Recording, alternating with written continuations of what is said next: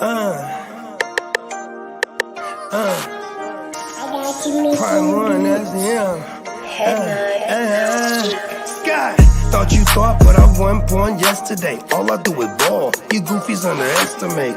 Heavyweight bag, step on your weight class. I done moved across states, blood I can't cap. Strap put it on my pivot, clocking digits. Rock hard and I ain't even in the kitchen. I'm on a mission to move soft, make a thing flip like a moonsault. Keep a switch for everybody through salt. Face froze, somebody check dude pulse. Is you stepping or stepped on? Wake the game up, make them regret I was slept on. Bogey's world, welcome to a new dawn. Till I move up, I can never move on. Big bread got me bougie past the great poop on. I'm getting over while you busy fighting over croutons. Yeah, bogeyism, a true boat brother gon' get it. All this water got me tripping. Hella fish scale, but I ain't fishing. See I move with precision. When it comes to living, I'm the definition. If I stand for one thing, it's on business. Bogeyism, it just hit different. Yeah, it just hit different. You find my story is all non-fiction. I put my family for me and I gotta mention. I keep an air fan, tone mob a henchman. For you squares, option for opposition. And you ops that get popped trying to stop my ascension. Talking generational, you got my attention. Underworld motivational, you feel the sensation. Try and see how I look, get booked, I'll take it. I was just a cook, all it took was some patience. Now my phone off the hook, I got hella deals waiting. You ain't really made it unless you got somebody hating. Bogey's world, welcome to a new dawn. Till I move up, I can never move on. Big bread got me bougie past the great poop on. Getting over while you busy fighting over croutons. Yeah, bogeyism, a true boat brother gon' get it. All this water got me tripping. Hella fish scale, but I ain't fishing. See I move with precision. When it comes to living, I'm the definition. If I stand for one thing, it's on business. Bogeyism, it just hit different. Yeah.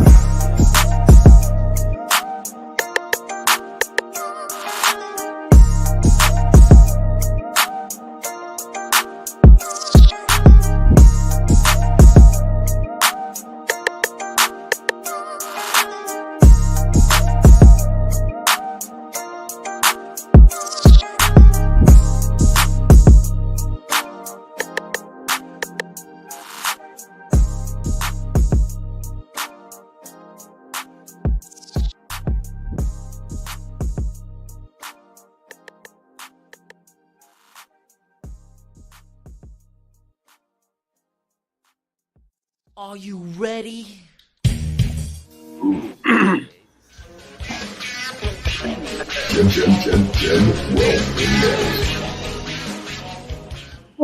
For life. What's up, fellas? Tuned in live Episode. casting for another edition of Wait, your game. Come on now. I'm your host, Dr. Bogey, as along with me, my colleagues, Dr. Guccini, Dr. Ear to the Streets, Dr. Kitty-Cat, and Dr. Pika. Look at that, we're all doctors this time. And we got a producer in the house. It's Halloween this week. You know what I mean? Hell yeah. Really leaning into it. Ain't that right, Bones? You should call him Vagabond. Yeah, man, it's Snapper Bone. That's what we're calling him. Because, that's what happens when you go vegan. You know what I'm saying? Good morning, everybody, man. Top of the morning, everybody. Morning, Emil. Top of the meal. Yeah, man. Waiver wire week as usual. I know you got some news. You taking us to the streets this morning? Yep. What do?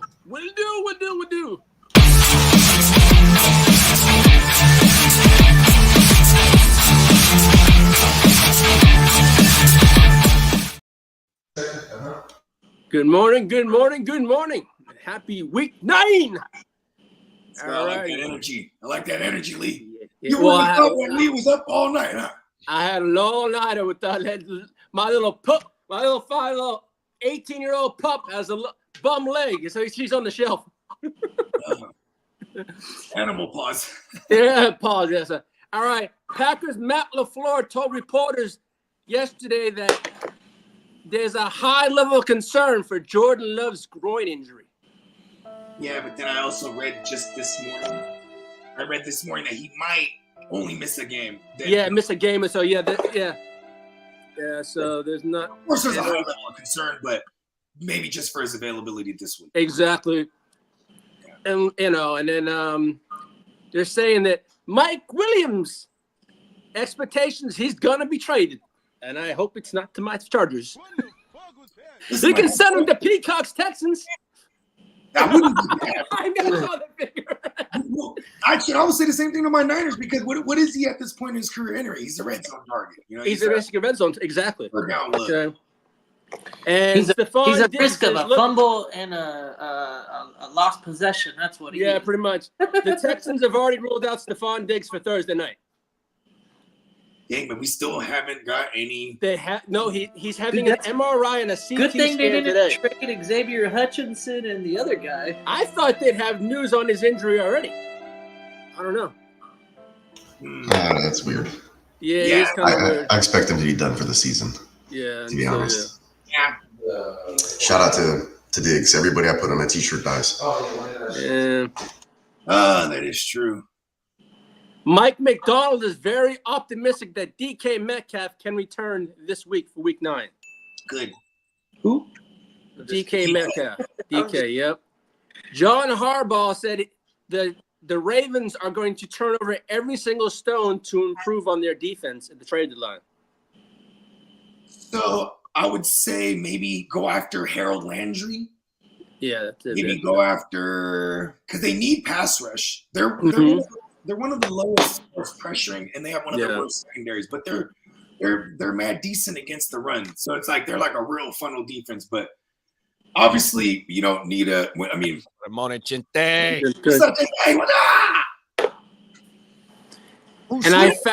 And I found out that the job that Ben Johnson wanted most last year, if he was going to go as a coach, and it was going to be the Chicago Bears. But that's why? the job. Wasn't available, you know. I know, but if it was open, that's the job he wanted most. Was the look at this quarterback. He get to handpick his quarterback for the next 10 years. Exactly. He wanted that job. Yeah. I mean, if it don't work out, they won't waste too much time with Eberflus. If it doesn't work out with their young QB, they'll move on. Bro, the game on Sunday is enough for him and his whole staff to get fired, bro. Exactly. That was a shit show at the end, man. Oh, bro, they had a player, number 29, talking to the fans, bro. Yeah, the video speaks for itself. After the game? No, during the last play. No, during the play. The play was going on, and he was still talking to the crowd. And then he runs over, tips the ball in the air, and and the ball tips it just for a ran in touchdown. someone's He's freaking like, I'm hand. so good. See, if he would have talked shit, then made the play, nobody would have said that. Oh, hell, exactly. He causes the tip that goes to fucking Noah Brown. Antonio Brown, bro. Noah Antonio. Listen, the Texans can't trade for. Since they didn't trade him away, They could trade for him, but I wouldn't. He's too injury prone. All right. Well, so we're technically a week away from the trade deadline. Exactly a week away. And the Patriots, the Chiefs yesterday picked up Josh Ouse from the Patriots for a 6th-round pick. That's decent. Yep. They need a depth at their pass rush, so I'm not mad at that. Now the Rams late last night said all pro wide receiver Cooper Kupp will not be traded prior to the trade deadline. The Steelers and other teams have inquired and reached out, and the Rams told them he is not available, period. End of story. So basically, he's being kept. Don't call no more. Don't call me no more. He's not going nowhere. Yep. And now Jaguars offensive lineman Brendan Schaaf and Cam Robinson are the 2 potential trade candidates to watch this week for the Jaguars. Yeah, and Sherry. I can't pronounce that name. I think. Or did he? I forget what happened, but yeah, they were. They didn't bring him back, and I don't think he was hurt. Yeah, and several teams have called the Browns for Za'Darius Smith. I guess that's another good one for. I guess they can't They wouldn't trade him to Baltimore. But yeah, Baltimore would love to have it. Zadarius Smith actually came from Baltimore. Yeah, and also Originally, several teams have reached out to Spencer Saints for Chase Young for a trade. I don't know why you want to trade for him. Just wait till they cut him. And the Titans have no interest in trading Jeffrey Simmons, despite his inquiries from other teams. Harold Landry, on the other hand, though. Yeah, but the Panthers are actually engaged with several teams for a trade for Deontay Johnson that could happen in the next few days. Come on, Texans, pick up the phone. Yep. And the Packers defensive end Preston Smith is expected to generate quite a bit of trade interest in the next few days. There you go. Go back. He can go back to the Ravens too. Yep. Fuck it. Just now, do you want me to get to the sad stories of our injuries or another week lost? I don't know. Pretty much it's just stories now, right? It's like the norm. Yeah, we got violins. Yeah, you got the Christian Kirk who's out for the year. Now, Stephon Diggs, who possibly could be out for the year. We're waiting on the test results. Jordan Mason is looking at a Week 12 return. It was 11 that I read. Week 11, Week 12. Deebo Samuel maybe Week 10.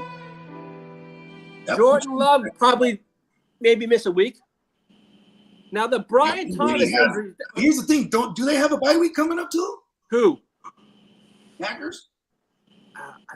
I'm not sure now. Now Brian Thomas Jr. I've seen multiple mixed things on that one. It could be a week from missing maybe 2 to 4 games to now he's day to day. Yeah, Packers bye week is week 10. Week 10 for Packers. Exactly. Now DJ Moore. DJ Love back till 11 for real. Yeah. Now DJ Moore is to be determined. They don't really know what the extent of his injury is on his ribs. Gabe Davis is the same. Drake May is concussed though. Yep. So is Tyrone Tracy. Yeah, Kendrick Miller's got a hamstring injury. Oh, really? You don't say. Hammy. And then we know about Tyrone Tracy. When is Kendrick Miller really gonna be a thing, bro? Never. He's never in. And then for people that have a backup for Olave, Bub Means has an ankle sprain and is going to miss a couple weeks. Tipped it. You Bub. Yeah. Yeah, and Olave, good for you, Olave. You looked like you could play football again. Yeah, he did, right? All right. All right. And hopefully we get Derek Carr back this week against this. Oh, he returns to practice on Wednesday. Derek Carr. All right, Derek Carr. I mean, used car? Craigslist lemon. Lemon Get a Carr. refund on that one. He's made of lemons. Yeah. That happens. Hey, Derek Carr used to have the lemonade stand. Nobody bought there, huh? Lemons. Top of the morning. Come on. Plugger. What's Top up, of the morning, Emil. Morning, Jay. Tuned live. I'll be there tonight on 7 p.m. Man, you know I'm Stay Tuned Live fan, man. If y'all fucking with us, pull up tonight 7 p.m. Man, Stay Tuned Live. 100%. Should I pick up Cortland Sutton or Gabe Davis? I'd go with Sutton, not knowing Gabe Davis's injury history. Don't worry about Gabe Davis, big bro. Yeah, Cortland Sutton, he's a WR 3/4. Yeah. 3/4. You know what I mean? Yeah. Same thing. 100%. And then, I mean, even though he had the one bad game 2 weeks ago, look how they just double back and fed him pause to go ahead and get that shit. Exactly. It's a trade target or not, 100%. And you know what? They're playing the Ravens this week. On paper, that sounds scary as a motherfucker. But Mighty Bo Nix, man, he might shut him up. Yeah, Bo ain't gonna do nothing against the Ravens though. I think that motherfucking I think he met his match so far. Yeah, there's no way that they let that rookie quarterback come in there and have any type of chance, bro. Oh, That's hell no. Not after a loss, too. Bottom of the league in the motherfucking pass defense. I still think Bo gonna give them what they supposed to give them 100%. Not to say that Bo and them ain't gonna eat fantasy wise. I just think that Baltimore, especially coming off. I think that defense is going to be legit this coming. Yeah, they're going to be up for a challenge for that one. Yeah, they need to. Well, after their loss, man, come on, man, they're going to come firing out for that one. You ain't lying. They're getting their butts whooped. Their defense is not that. Yeah, great. it's not as good as everyone thought it was. You're right there, kid. I agree with you. Yeah, but with this rookie quarterback coming in, I just think that Baltimore gonna find a way to bounce back from last week and not allow Bo Nix to go ahead and do too much to where he is a threat for them to take back-to-back losses this coming week. 100%. One thing I like about Bo Nix, though, he can scramble, man. He can run. Seasoned freshman, bro. He's a rookie, but he's like a what do we call that? Like a fifth-year senior. Well, he did that. I think he did like the he did do it 5 years, yeah. 6 years at college. Yeah. So, yeah. Man, Penix. And he started.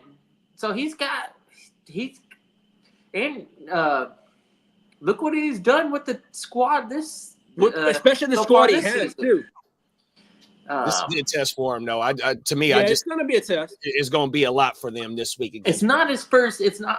If I'm not mistaken, this ain't his first good defense that he's shown up against.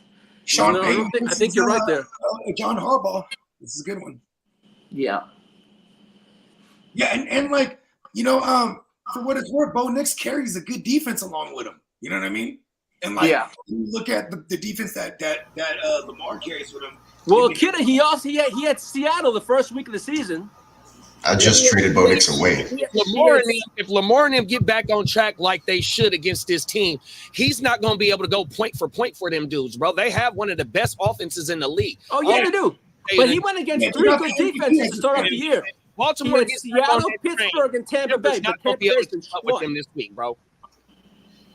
I tell you what, if they do, they're a true contender.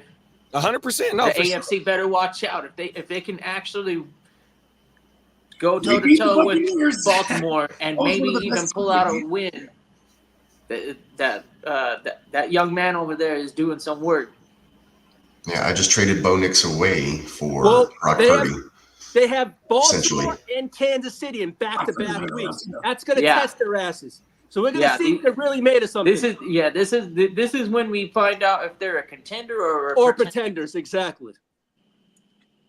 And then shout out to I'm rooting for him. I don't give a fuck. I want to see him do well. Don't get me wrong. But when he plays my team, I hope he beat his ass again. See, that's the thing. That's why Emil led off the show with this question, because Bo Nix plays the bottom tier of the pass defense against the Ravens, and he got Jared Goff. But who Jared Goff got? I don't care who Jared Goff. I'm not sitting Jared Goff over Bo Nix this week.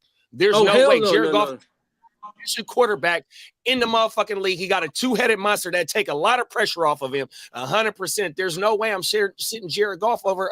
Hell no, Bo not Nix when he's putting up MVP numbers. No, I wouldn't either. The Lions are playing the Packers this week. Speaking of that, because Matt LaFleur said he feels they're the best team in the league. Matt LaFleur said the Lions are the best team. Oh, yeah. Matt LaFleur has the best plucked eyebrows out of all the coaches.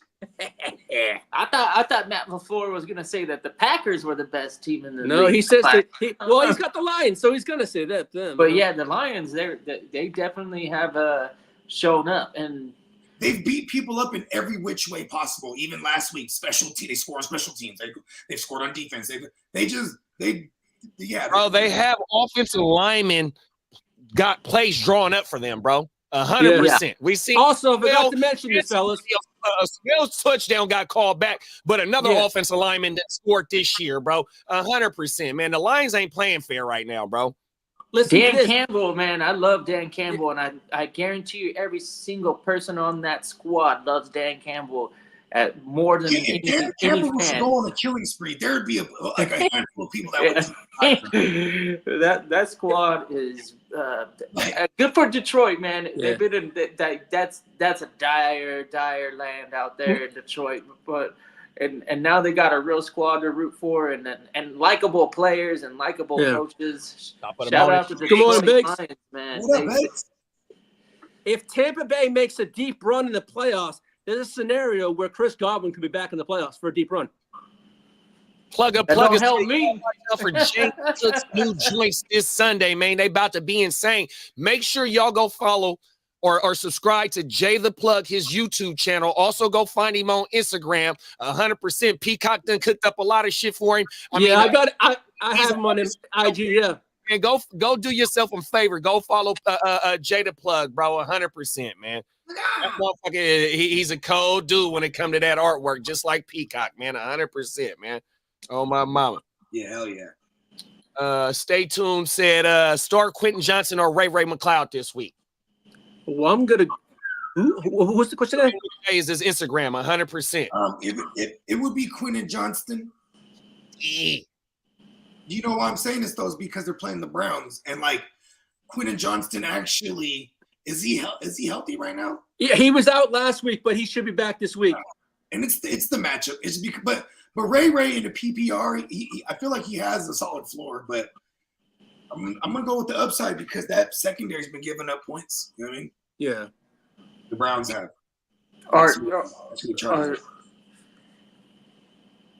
What's Dallas though? Right, that's not a terrible matchup. Yeah, it should shoot out. Okay. Right? But then also, like the Cowboys aren't good right now, bro.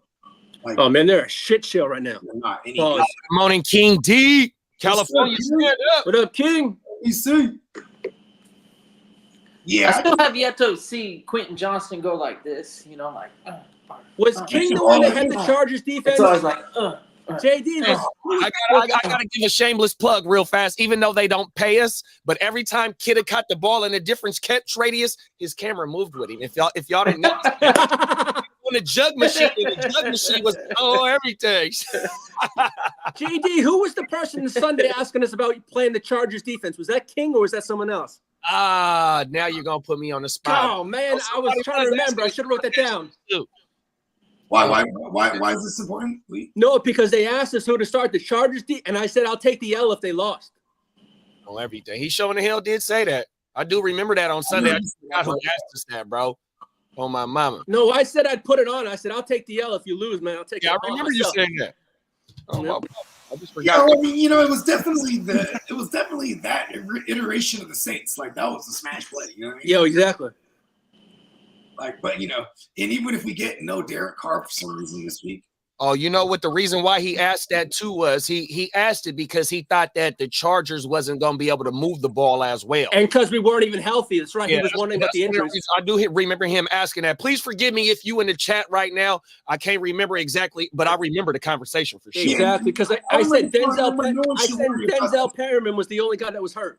That Saints defense, no one should worry about it either. They're giving the worst against the run, against the pass. It's just all bad for them. What up, Tino? Team leader, Tino. What's his name? Dayon? Is it Diane or Dayon? Like something like that. I couldn't remember. Henley. Yeah. The He's linebacker. Bald. He's bald. Yeah. Privilege Henny. Henny. For the privilege, Henny. Yeah, okay. I'll go with that one. Because I'm not too sure if I want to call we have a Danielle and a Diane in the NFL. I don't know. I'm like kind of getting too wild. You see that picture I sent you? Yeah, I seen that shit, Lee. Pause. That shit was ridiculous, bro. It's almost like it was made up, but it wasn't. Right. Oh my goodness, that shit is hilarious. Oh, some of the shit I find is hysterical. Oh my love. Now I got a thing this morning. The percentages to make the playoffs. They got the Chiefs at 99, Peacocks, Texans at 98, the Bills at 97, Pittsburgh at 90, Detroit at 88, Washington 81. Then we got the Vikings there at 72, the Eagles at 74, and we got the 49ers at 24%. But that division is wide open. Really top the Vikings though. That's the division that's wide open in NFC West. What, you got three teams at 4-4 and one at 3-4 at the Rams? Yep. Damn, Yeah, but wide open, man. I guess the division the champion is wide open, right? Because what do we got in the North? We got the 5-2s. Yeah. 7-1. 5-2.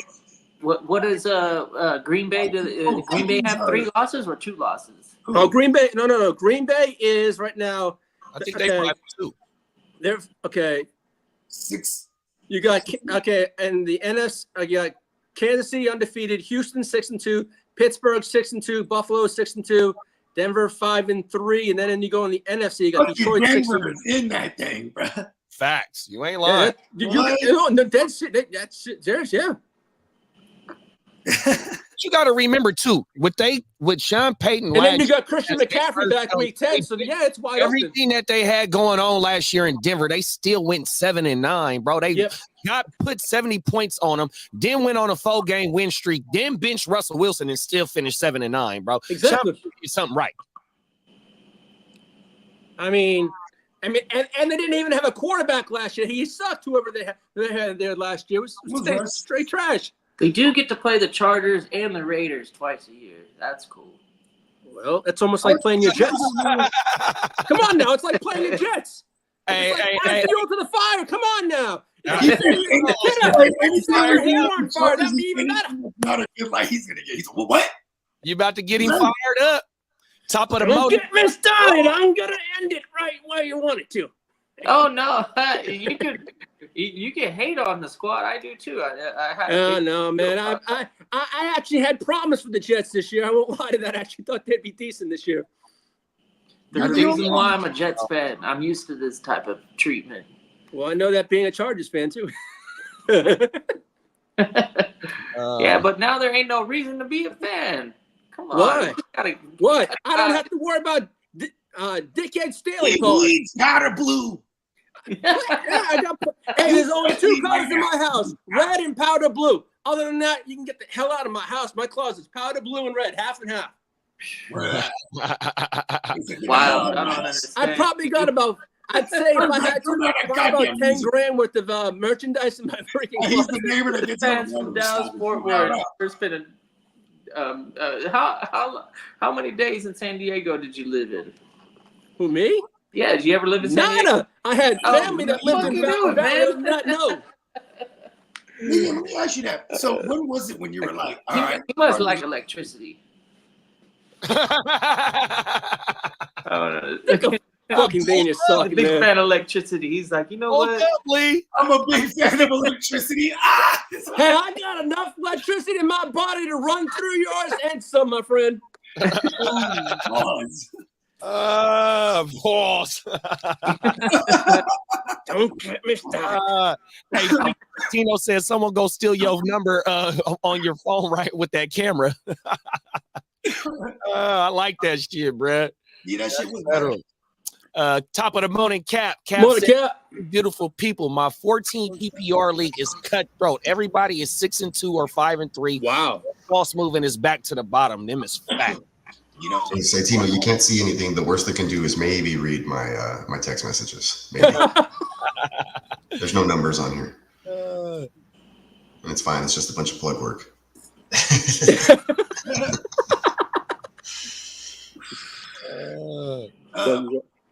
The waiver wire is weak. I need a name. Then Tino said, is that Superflex, Cap?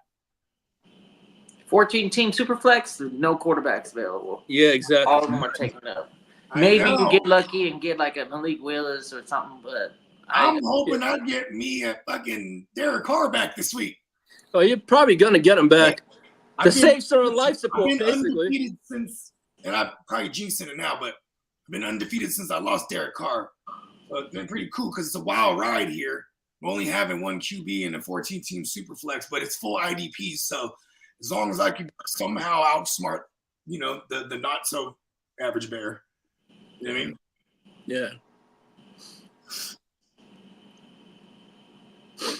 Yeah, like shout out to Tyrone Tracy. Motherfuckers like that is just holding it down. Man, that was one hell of a gem the Giants picked up right there. Who was on Tyrone Tracy? It was Spencer in the offseason. Mm-hmm. And I think it might even been Kidder too. Look out for that Tyrone Tracy. Okay. Also, my argument to push back against it was they brought back Singletary because Brian love him some Singletary. And if we are missing Tyrone Tracy this week, Singletary is definitely in play against these commandos. You think Dayball's on the hot seat? He's got to be, man. And he hitched his wagon to Danny Dumbass. Yeah, I know. You know what I mean, and he made his hay as a coach and got his opportunity having all that success with Josh Allen. So this is what I call the Shanahan level arrogance, because Shanahan's the type that would be like, I can do it with Brian Hoyer. You know what I mean? Like, oh, watch this. And he goes over there, Brian Dable goes over and like, I can do what exactly I did with Josh Allen, but this time with Danny Dumbass. And no, the Giants have to cut bait with Danny Dumbass. Pause. He's only $40 million a year, and I think after this year you can't cut ties with him in the cap. Yeah, they got no choice but to, man. It's a horrible show to watch. They don't have a choice until they get someone else. You know what I mean? Well, they got who? They got Drew Lock. They got to play him. Let's see what he's got. I know he's nothing, but come on now. You would have to bring in like if they're gonna go to veteran route, it'd be guys like Kirk Cousins or even like we said earlier, fucking Rodgers. What if they go? Oh, you know what? Here's Rodgers. Got fucking. Here's a 1-year deal. Yeah, I mean, I think it's just all bad in the middle. Yeah, it's a bad show in New York, man. I mean, in general for New York, they lost. The Yankees lost. The Giants lost. It's a shit show in New York. Let's see. Cap needs a real pickup. So, like Jacoby's a nice. But I don't think he's available. We'll just pretend like this league knows what they're doing. Yeah, Cedric. So, the Houston Texan receivers, we're talking like Mechie, Hutchinson, and Woods. It would be Hutchinson. I'd go Hutchinson. Like they had him in the slot, and I saw him. And Peacock will probably break it down, or he will break it down, I'm sure, on the Wednesdays at Houston Huddle. Yeah, actually, Hutchinson is the Collins replacement, so he does get moved, but not around a lot necessarily. So he's not really in the slot too much. Yeah, John Mechie would be the slot guy, actually, if you think about it. That's why you didn't see him come up a lot when Nico was hurt or when Tank is out or whatever. John Mechie is usually the odd man out, but now that Diggs is hurt, I would assume that he is going to step up and get a lot more playing time. So you'll probably just get the Hutchinson taking the Nico, the Mechie on the in the slot Diggs role, and then you'll still have Tank playing his usual Tank role. So and then we got Nico back next week, right? And then we'll get Nico back after.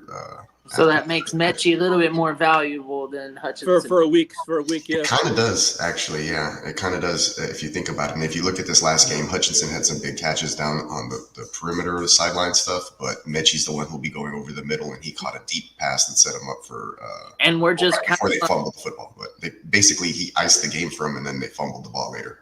Are we writing off Robert Woods? Yes, completely. In his career? Yeah, we wrote him off at the beginning of last year. Okay. So basically, it's good as toast. He chopped out all the trees and set them ablaze. He's a blocker, and he'll score maybe 1 or 2 touchdowns all year. That's about it. Yeah, and then there's the fact that line is not giving Stroud much time. Yeah, Mechie probably is the pickup versus the 2, right? Yeah, he may be just given the way that the line is. If they don't fix those issues, then he would probably be the hot read. I mean, it's just really tough to trust any of these pass catchers right now without the way the offensive line is. A decent amount of Stover, because I'm like, man, it's like the Schultz should just be like a smash. Like if you combine them, they're a decent play. You know what I mean? Yeah, definitely. Yeah. They hit both tight ends a lot over the last 2 weeks. It's looking better for that position. They're able to move the football with these drives. I think if they continue to do that, it'll just help out the wide receivers. So definitely be looking to use the tight ends a little bit more. The Stovetopper. Stover's good. I have him on my taxi squad in a lot of leagues. I haven't elevated him just yet, but he's gonna be a thing there for CJ Stroud once the Dalton Schultz stuff disappears. Trade him back to the freaking Cowboys. King D said I was down by 8 points going against Steelers defense. I had TT 1 by 4. Now I'm in first place, 6-2. Shout out to King. Congratulations. Running the motherfucking league. Let's go. Go, King D. Drake said, what do you think of the trade I sent you and the nice guys? Who you talking to? Exactly. Jacoby is a permanent fix. I do like Jacoby a great deal because he was always good, and when even back in New England, they pretty much used him as a slot guy, but over here they're using him out wide, and it's the Ginsu. The Ginsu likes to throw outside the numbers, so we like that. That's because they got DJ Turner and Trey Tucker. DJ Turner been popping up a few lately on a few weeks too. And they go a great deal of 12 personnel because it keeps Brock Bowers on the field, and then you're really pretty much splitting a concentrated target market share between the receivers themselves because it's just Jacoby and then Trey Tucker and Turner. They rotate that other side. You know what I mean? Shout out to True Media. Let's go. You got all the snap counts and target market shares and stuff like that. And you know what? Like, as of right now on Yahoo right now, it says that said Tillman is only 19% on, but you know, I'm pretty sure that he shouldn't There you go. any leagues. The Tillman. 100%. And then Might be a waiver priority. facts. Them is facts. It say Josh Downs is 47%. So you're not getting Josh Downs. Josh Downs. Oh yeah, that's another one. Yeah, we like the Tillman. We like Oh shit! Did you Downs. see what they said? I forgot to bring this up there in the news. Even They little said like that they're not committed to saying that what's his name is the starter this week. Yeah, that's Aaron facts. Flagg. Yeah, he's done. Yo, Vex, I got it. Flacco? I just have to, I'm Get up. all set on that Cheers, one. get up. But thank you. we got Here's Flacco the as ball. a starter already. No, they haven't said it yet, but That motherfucker tapped out. So it's a big issue that he took himself out of the game because he was tired. Yeah, it was like a 3rd and 22 or something Yeah, like that. He Man, was tired. for the last 2 days on the TV media, you know, the high powered, whatever you want to call it, motherfucking Yeah. TV shows, they all been lighting his ass up, bro. It was like a regular third and 6, and then he Oh, scrambled. Anybody watching the team No, from he the scrambled TFL, backwards I got 22 yards. Jameson, That's what it was. Error. Joe Flacco. Yeah. Error. Bro. I should probably just hold on to him. The way You know what I would quarterbacks do? go down. I would go in there with and I would sit down error 5 with simple math equations in front of them, just like 2 + 2. Slide the paper in front of them. That motherfucker completion percentage is like 45% right now, bro. Yeah, That no. art that was somebody dropped it in our chat. That was ugly. He Yeah, just that was. off the charts in the wrong direction. Oh, yeah. I dropped If that it in was an upside down league, he's Yeah. killing it. I've never seen that ever. Everybody's grouped together on this side of the chart. And then you see AR. Tim, way the fuck over here. You're like, what the hell? Man, they got to start Flacco, man. He's Top of the not. morning, Smitty. Yeah. Yeah, we got sometimes you draft a quarterback with the top And 5 pick. But he's not all but he's supposed to be. Well, give him time to develop because he wasn't he wasn't like a Bo Nix or Michael Penix or some of the other quarterbacks that had like a lot of reps under their belt. He's like who's the trash over in Dallas, the Trey Lance, and then Brock Purdy, same thing. He had a ton of work through college, so he's able to be the third stringer to come in and win some games and actually play football. All right, the Smitty's got a question for us here. Do you all know if you have to use FAB on a player, even if you have first priority in the waiver wire? You don't have to use FAB, no. No. You do claim for $0. Mm-hmm. Okay, but what if somebody outbid you? The money is the priority no matter what. I think if somebody outbid you, they get the player. The non-bid. That's the question. If That's no one else bids. Yeah, If no one that's else the point bids of on this FAB. player, he gets him. There ain't no priority in FAB. That's a tiebreaker, essentially. There it is. There, it's the tiebreaker. It's the tiebreaker how much you put down. But you're all like, if like when I was in the 32-man league and like Winston, Russell, and then I think like another quarterback were available, I'd put half of my FAB on Russ Wilson so I could get off of the Spencer Rattler. I think Gardner Minshew was coming back, and then there was other quarterbacks available, but I spent half my FAB on that, and I won just barely by like $20. I spent like $250 in FAB, and I won by like $20. Hey, Smitty, if somebody in your league is watching, then don't put it. But if ain't nobody in your league watching, hopefully you shared this to your league members. But man, let us know what the player is, and we might be able to help you range how much you want to spend on that player. 100%. Yeah, and I would check and see how much your league mates have too. League mates. Yeah, check your league mates and see how much money they got too. Yeah, and then Cedric Tillman. Cedric Tillman, that's if we're talking receivers, that's the one I'm prioritizing. And then there's the cheaper alternative with Elijah Moore. Elijah Moore, Slick Rick, 100%. Parker Washington might be somebody that pops up due to the Kirk injury, 100%. Yep, that's a good one right there. And for what it's worth, Trevor Lawrence is actually like without ETN, they're like almost they gotta throw it more. You know what I mean? Like, and then with the Christian Kirk injury last year, E squared really started killing as well. You know what I mean? So in the pecking order with BTJR down and C Kirk down, watch for Evan Ingram too, though, bro. 100%. I think Evan Ingram targets start to get a little bit more better, 100%. Even though I think he scored last week too, though he didn't have a real efficient game, but I think he got. I think Trevor Lawrence had his biggest game fantasy wise last week against Green Bay. Top of the morning, KJ said, "Who is the better flex start based off matchup? Said Tillman or Jalen McMillan full PPR." Ooh. Who do the Buccaneers have this week? We gonna pull it up right now. Let's see. Because I know they got Kansas City, Tampa, and Kansas City. Okay, so it would be Kansas City and the Browns. Browns got the Chargers really against number one. The Chargers are top three at least. Top three defense points giving up for fantasy points right now. They're giving up the least to opposing QBs. Also, obviously that affects everyone, right? Yeah. I'd still like Cedric Tillman's work. Okay, the Jalen McMillan thing, he definitely played the Godwin role. I thought he would be more out wide playing the perimeter. You know what I mean? But so he's gonna get. He theoretically should have a floor, but I like the number one target for a Jameis Winston even against a bad matchup. I mean, they're both in bad matchups here. Yeah, they definitely are because they're both of these teams that he's talking about. That the matchup, you got the Chargers at number one, and you got the Kansas City Chiefs at number 7 at giving up the least points to the position. Yeah, so then just theoretically based on that, damn, we got the Bucks Chiefs this week. Damn, this might be supposed to be a shootout, but not. Here we go, right here. I'll share the Oh, screen. this is badass. I like this game. All right, Tom Pelissaro said there's news coming out about within the hour on Diggs. There it on is. Stephon Diggs. He's done for the season. We'll know about within the hour. They're saying He's done for the year. We don't got to play coy.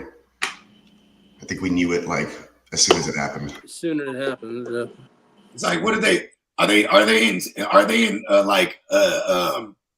a rigorous trade negotiation right now, for a receiver? And they're like, don't you release that information on Diggs being done for the year, so we don't lose leverage. Everyone knows he's dead, bro. Yeah, exactly. Hey, so we going Tillman on this one? I'm going McMillan. Gonna go McMillan? I'm a Baker guy. I just favor the consistency of that offense to continue to move the ball, and because they got the run game. What was McMillan's line? It was decent, right? He had 6-7 targets. I forget the efficiency, but he was an okay.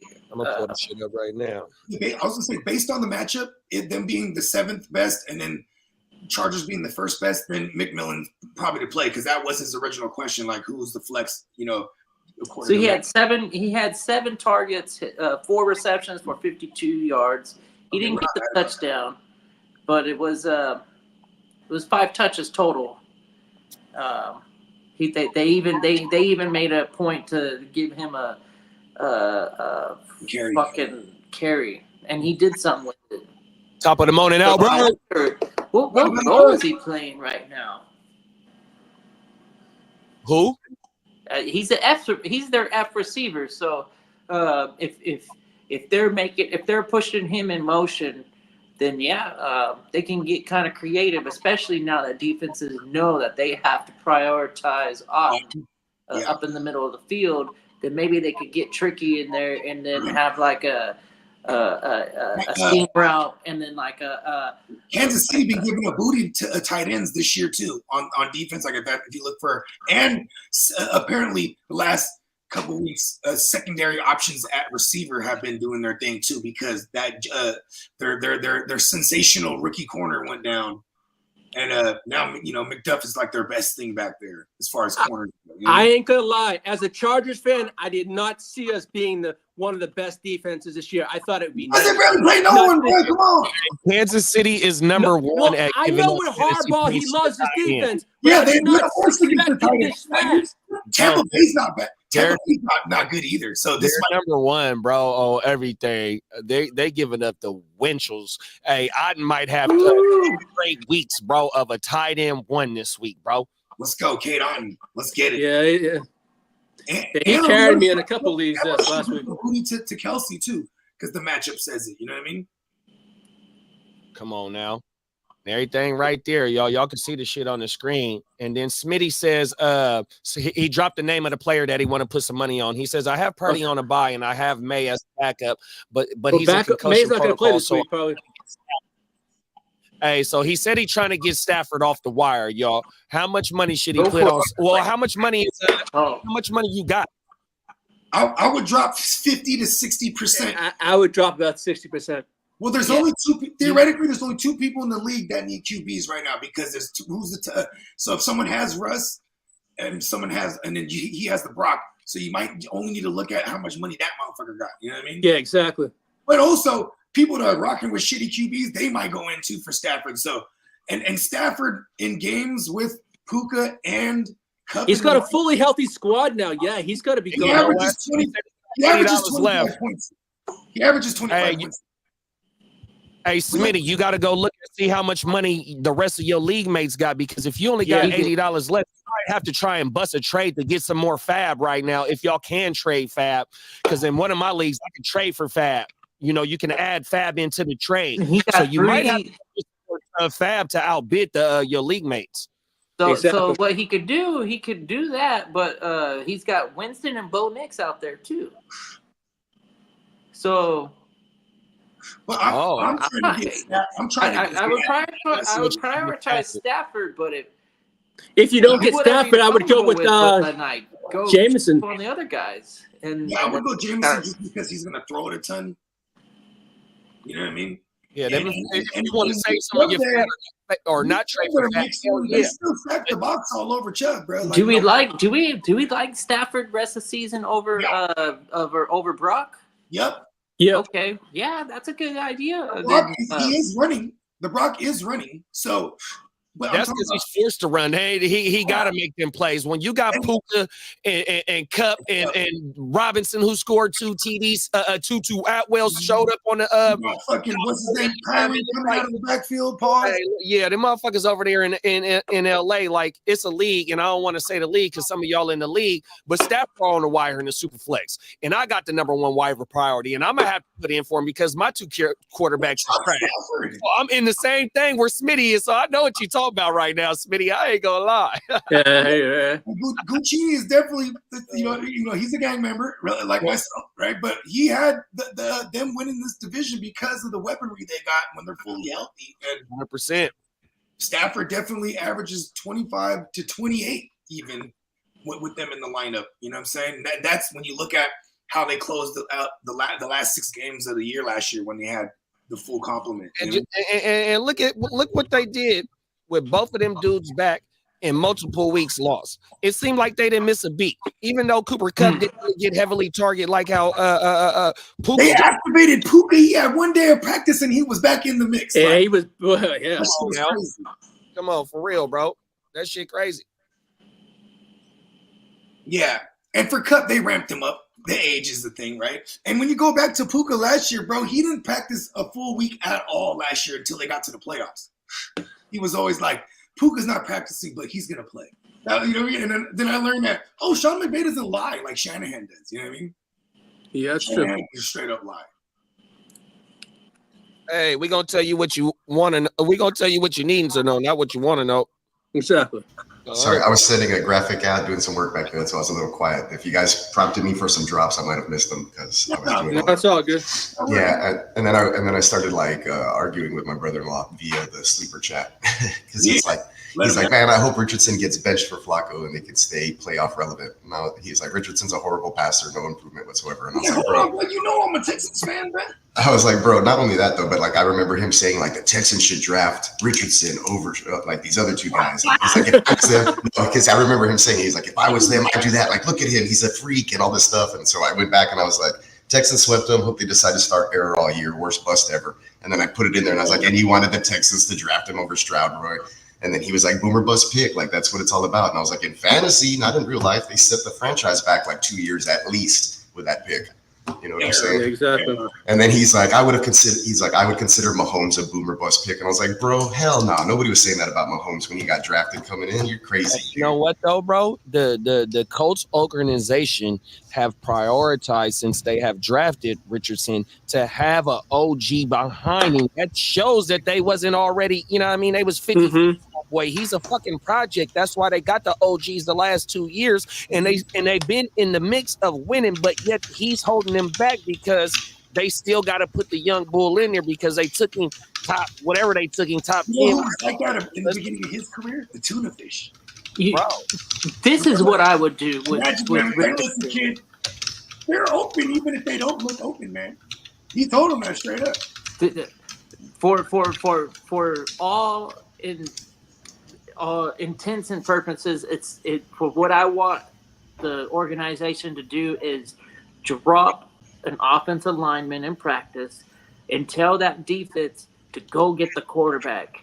So you got 4 offensive linemen, and you got if it's a 4-man rush, that's a 1-on-1 blocking scheme. That's gonna make him have to realize that he has to throw to somebody.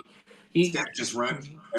Don't give him the game time preparation. Don't make him understand a team's defense. Don't make him understand how to be a starting quarterback. Get him comfortable playing some football, and that's what I would do. I would take one lineman away and make him feel like he's got all the fucking pressure, and not to go run, but to play quarterback and learn how to throw and throw accurate. Isn't that crazy? Your first pick, your first round draft pick, QB, potential face of the franchise, and you still gotta teach him fundamentals. Period. That's crazy. And like going back to listen, I was kind of hating on Stroud only because I was like, man, them Ohio QBs for some reason just have a bad go at it in the NFL. But I said I still like Stroud better than Error 5. Way before I even knew he was Error 5. He was still AR. Yeah. Because goddamn, he gave me mad Trey Lance vibes. I mean, he only started but like 3 more games than Trey Lance coming out of college. Yeah. Chase has got a question. Stafford or Geno this week? And they both got each other. You know where I'm at. Stafford for me. Man, the Seahawks got one of the worst secondaries right now. It's kind of crazy because even Witherspoon isn't really like erasing people. You know what I mean? Mm-hmm. It was like a huge weight was lifted off of McVay. McVay looked so happy to have all his weapons back. And because he can do his thing. Use his playbook the way he wants to, and not have all these questions. Stafford, we already talked about last night. We talked about Stafford being I think we verified that he's a smart guy. He knows how to play quarterback. He's been doing it for a long time. But he got one of the highest. He has an elite style of focus and knows how to stay in the moment and not fucking like act out of control. He's so grateful to be with the Rams. I mean, he got the Super Bowl. You know what I mean? Like they went there and just got him up out of there. His wife's hella happy because she was literally fighting brain cancer in Detroit and then goes to LA and has all the better doctors and just, you know what I mean? And now she's in remission. Shout out to her. I think it's been a couple years now, actually. Yeah, I'm going Stafford as well. Yeah, and just this is the type of questions too. We can go ROS. Like I would go Stafford ROS, not even just this week. Still hold on to Geno though, because Gino's still slinging it for fantasy purposes. But, even though it's not crazy old Pete Carroll over there, they still want to run the ball like crazy. You know what I mean? Especially when they're down there in the red zone. That's true. But they throw it all over the field between the 20s for real.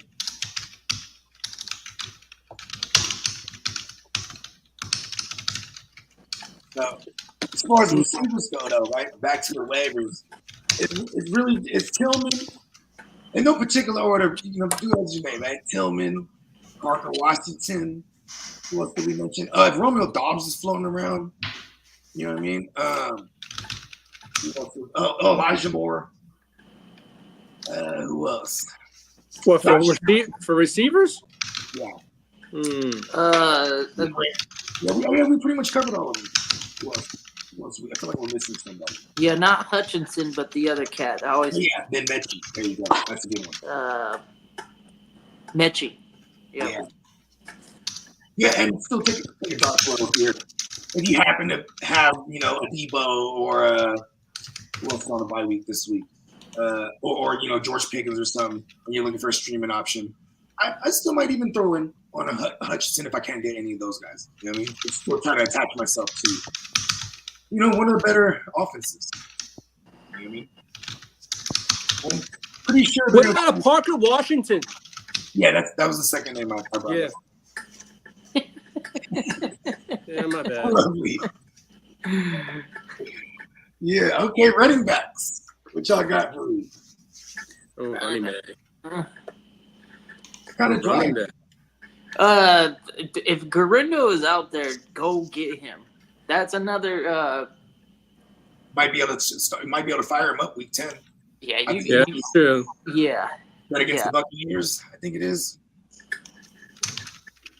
And he's got the tools. What about Jaleel McLaughlin? I like that. I mean, it's kind of crazy that Javonte didn't destroy Carolina, and then McLaughlin, and then who they're playing. He might even be in play this week if they're playing from behind the line. They got Carolina, right? I don't have a lot of confidence. Sorry, Smitty. Smitty says that CMC's playing week 10. I said, oh no, something can come up real easy, and they'd be like, nah. That's why Garindo is one of the hottest pickups, big bro. Especially if what they did win against the Cowboys, but that would have been another deciding factor. It's like maybe if they don't win, then it'd be likely that they make sure that CMC is 100% ready. And they don't. They gotta activate him onto the active roster. Otherwise, they have to sit him up for the rest of the season. Yeah. Right? What's the deadline for that? They activate him and not play him right away. You know what I mean? Just like Cooper Kupp. I mean, I guess Cooper Kupp was never on the IR actually. Yeah, they didn't have enough space. Yeah. So they have week 9 is the last week that they can activate somebody. No, going into week 10 is because they opened up CMC's window a week ago. So 21 days from a week ago puts it on that Tuesday right before week 10. So yeah, he'll be out over the bye week. That'll be a tell because they still practice through the bye week. You know what I mean? Or not? Yeah. He's already had multiple setbacks. Is all I'm concerned about. Yeah. Well, he's had what? I think 2 setbacks. But they say he's got to ramp up his practice starting Wednesday. Yeah, he had a simulated practice yesterday. Yeah. What do they do? Put the VR goggles on? You know it. He was running in place. You know what I'm saying? He's on the treadmill with the VR on, trying to shake and shit. Pick up. How did CMC get hurt anyways? Tito, he just re-aggravated his injury, and they found out he had severe. What is it? It was week 1 of the preseason, I think, or maybe right before the preseason games. It was like 2 or 3 weeks actually before. It was like July-ish. Yeah, it was just. They were already talking about he has a calf, and they said it would be 4 to 6 weeks, and it was 6 weeks out. And I remember saying, just get Jordan Mason everywhere because, Shanahan's a liar. No, I'm serious. I mean, why would he tell the truth? Like, they're 4 to 6 weeks. You know what I mean? Thinking to call Domino's. That's Shanahan calling right now. He's like, tell him to stop. I'm no liar. Yeah. Yeah, running, and then I guess your regular sweep on see what handcuffs are available because motherfuckers is dying every week. So if like there's a Ray Davis out there because he just got dropped, I'm pretty sure a lot because he was hurt and then came back. But you know what I'm saying? That's someone I would hold. I would definitely hold a Braylon. Yeah, Allen. it was in practice, Tino. Yeah. Yeah. Who else? Who else is Some running backs on the wire. yeah, just like some It's Garindo, bro. For Garindo, yeah. Fuck yeah. even if we gotta hold him, yeah, it's definitely him. Yeah, and I guess won't pick up any of if someone dropped the Rico Dowdle. You know what I mean? Because man, they can't do it with anyone else back there for some reason. Okay. Yeah, I lost 2 lineups because it has. I didn't see that He was out. I lost 2 huge matchups with a freaking mess in my pause. Tyler Algier is Braylon Allen and Tyler Algier is both 30% owned. Then you got Urkel who's floating out there. You got Garindo and Jalen Warren, who all should be floating out there right now. Yeah, Joe. McLaughlin scored. Garindo didn't score, but he had 80-something yards. He would have scored if it was a different time of the game. But Steelers is on their bye, but yet he had Debo would have scored what? 14. Debo would have scored 2, right? He would have had that one big play. I think I'm gonna pick up Mostert. Debo came up on the that game. Mostert is out there on the waiver wire in one of my leagues. Oh, that's a nice one, yeah. Mostert, Charbonnet, then Zeke, Gibson, Chandler, McLaughlin. Yeah. Lee, this is a question for Lee right here from Shinte. Y'all think Jordan Brooks play? What's the report on Jordan Brooks? This part. Well, he didn't play last week, but also the coach came out and said there's a possibility he may not play at all this year. Yeah, I heard that too. He did open up his window though. I think we have. I think it's this a week from today. They had this week, and if they don't, he's shut down for the year. Yeah, it's from today because they've been opening the windows up on these Tuesdays. So yeah, and if we don't see him get into any kind of limited capacity this week, they're probably going to shut him down the rest of the way. Like if Chuba doesn't get moved, especially if Chuba doesn't find a new home, which other teams should probably be looking out and trying to get a Chuba if they have a running back issue. But if he stays, then there's no reason to not run him into the ground. Exactly.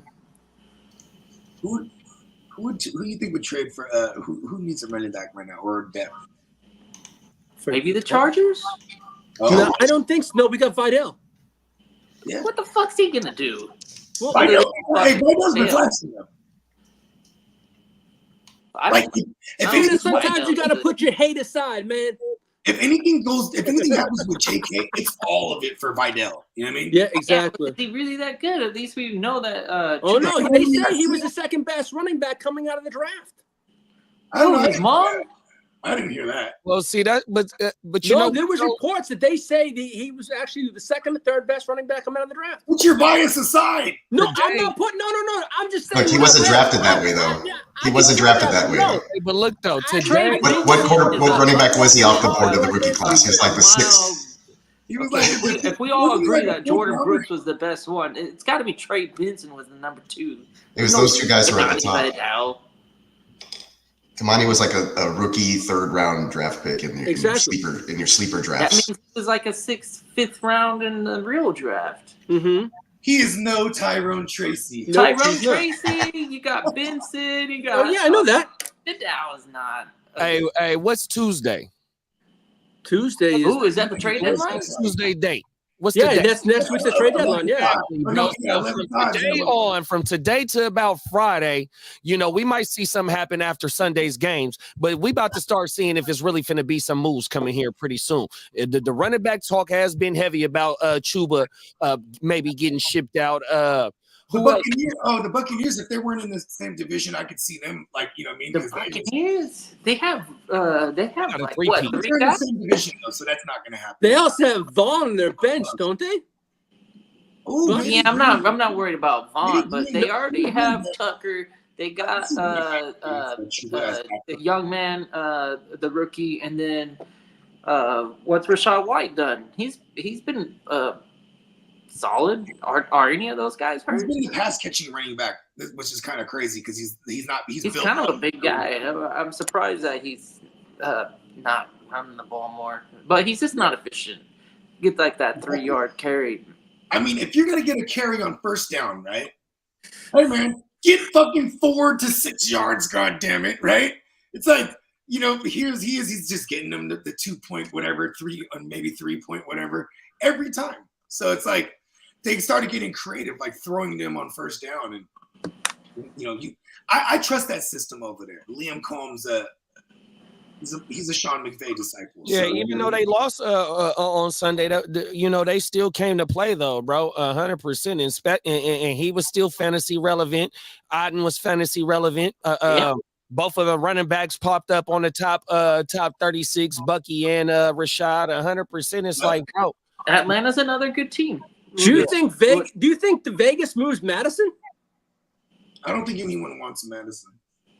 yeah, I Well, think they'll run it out with him. I think they would knock on the door and start hitting up Carolina about Chuba Hubbard before they would. But will the Jaguars move Dearness Johnson? I mean, who What? wants Ernest Johnson? What's that? They're the like, Jaguars what do we move- Hey, I'm just throwing names out Will there. the Jaguars move Travis Etienne is the question. Yeah, that's the big question. That's the one that's been like more, not just a rumor. They've been like shopped. That's why They've been shopping him. hurt right now. You know what I mean? They're kind of just they're shopping him for now. Well, the Browns could shop what's his name? Foreman, right? They got who they got there? I think Chubb is on a team friendly deal. Yeah. Ooh, if yeah, because they are a 2-win team, and if But I they- don't think they're gonna move Chubb because I think he's a fan favorite there, so I don't think He's an they'll. old man. Oh, I know he's an, but He's really, an what old man. This is what the organization, coming off? the Browns need to do is Yeah, that's offload If Chubb. they did, what could they get for Chubb? If they get a third or a fourth, yeah, they're they might probably get happy. hurt up for They're Chubb. probably happy with that. Yeah, And exactly. now imagine if it's like a team like okay, you know, fantasy, God forbid, you know, Josh Jacobs goes down. You know what I mean? Yeah. Like, you know, they make Yeah, it because the youngster over there ain't ready to play. no, you know what I mean? No. Or like, you know, and you know, what's another team that's really predicated on their run? The Ravens. Chase said you got Denver and Dallas who could use a running back. Right? Dallas is Look, desperate for a Dallas running has back. needed a running back Why for wouldn't Dallas trade decades for now, Nick it feels Chubb, like. dude? And just Why don't wouldn't they do it. that? Let's fucking do that. You know how much that would help CD and Dak too? You know what I mean? Are they gonna win anything in the playoffs though? They might realize that they got nowhere to go. I mean, Get That's Chubb true. got- That is true. It's only about 10 million a year. So if you're bringing him over and they're fronting half this bill, and this is his last year of his contract, if I remember correctly, like they could do that. Who you say? Chubb to Oh, Dallas. Chubb. Yeah, Chubb would be. Chubb is a trade candidate if they might have gotten him healthy enough to be like, hey, he's showing up healthy. Those are the ones that they're not floating the rumors around about too. I'm saying I was sold when I saw him fucking squatting on 600 pounds. I was like, man, this guy can play for football. There's no He looks denying pretty that. Like this guy is. And Tino brought up a damn good trade, a trade partner that should make a move. Tino said, Washington pulling away might need to shut it down. Should they? Does that mean they might should go get somebody? Washington. Well, I think he's saying the Cowboys should shut it down. All right, Nick Chubb's a free agent next year. They're on the hook for $1 million this year. See, Oh shit! Yeah, That's a cheap ass he got a lot of right he there. got all his guarantees already. And he can get Yeah. a 3-year, like if they could get a third or fourth round It was a off of 3-year deal, nothing. and this year they're only paying him $1,125,000, and he's a free agent next year. Damn. I love that. I love that. Trade Chubb to an actual contender and give him a Super Bowl, like maybe KC. I don't know. Oh, yeah. I guess after he got hurt, Window? they redid his contract, and it was a 1-year, $2 million deal total. $2,275,000 deal. Yeah, I do remember. Sterling Shepard, Lee. What's Is that? Sterling Shepard on the injury report? Yeah, I think he did get back. I didn't see. Really I like McMillan even more. Yeah, he did get hurt though. I know that. That's right. Talk about it, big bro. Yeah. Oh my mom. So he's playing the F receiver in a run heavy team, and they got an efficient passer. Yeah, man. Yeah, Sterling Shepard has a hamstring injury. There it is. I mean, he's 31 years old, and he was playing. He was set to play a full complement of snaps. Wasn't he coming off the couch too last year? Because this is his second year with the Bucks, ain't it? Didn't he come on to the season last year with the Bucks? He was still with the Giants last year, I actually. think it was the Giants last year, Lou. He was only with the Giants until this year. It's hard to say because Darius Slayton's been over there for a little while, and that's usually like they're almost like clones. Yeah, he was Eli Slayton Day. and Shepard were like doing the same thing, but Slayton's got the young. I remember when he came out of Oklahoma, he was a real thing coming out of Oklahoma. But once he got to the Giants, it wasn't like, you know what I mean? It wasn't what it really was. It was kind of funny though, because OBJ went down that year. Pause. Maybe we don't have to pause it for OBJ, huh? Anyways. That's crazy. OBJ goes down that year, and then It was 40, bro. Yeah, we don't gotta pause that. OBJ, that's not a legend. He's been there. It's not a legend. Shout out to Justin Bieber too. Anyways, Evan Ingram, that was his rookie year. So Evan Ingram went crazy that year because I remember OBJ. He died early that year, and then it was but that was also Sterling Shepard's rookie year, and he only played slot. You know what I mean? That's pretty much all he's ever been. You know what I mean? Yeah, Sterling, man. Stephon Diggs is a certified. Certified home record. Offset. That's crazy. Fucking hey, bro. Shout out to Diggs, man. Hey, get well fast, brother. You know, I had one fantasy team where I went, okay, I gotta get all of them, and Tank Dell hasn't done shit, and then the other two, they really kind of like died on me, like at this moment. I'm like, oh, God. Hey, you know what though? Never am I gonna have this grand idea. No, I'm still about the same gang. I have some Puka Cup teams that were really shitting on me, but now I'm like, okay, here we go. I was pissed because it was Johnny Mittens. It was you, Johnny, who took Mixon right before me when I was like, man, he took Mixon. It's like, he must have caught on. He knew exactly what I was going for. He was like, I didn't even notice until you said something. And I looked at your squad and I was like, he's going for the whole squad. I was going for CJ Stroud, Mixon, Nico, Diggs, Dell. The Coker, he's a low-key pickup this week because if they are going to trade Deontay Johnson, because they literally said, first of all, Deontay Johnson is all kind of banged up. Yeah, he's out of there. Yes, and then they literally said they're holding out. Because if he gets traded to the Texans and then you get Nico Collins back, like all of a sudden, we're all game then. Man, as of right now, the draft order to be Carolina, Tennessee, New England, the Jets, and Jacksonville, top 5. And Bryce Young's gone, bro. Like, they're going to draft another. For sure, yeah. Hey, we got a damn good trade question here, bro. This is shout out to Numa. Numa, like the old school. Shout out to you, big bro, for pulling up on us top of the morning to you. That's a new name, too. I've never seen that name in it. Yeah, bro. I know exactly where it's from. Come on now.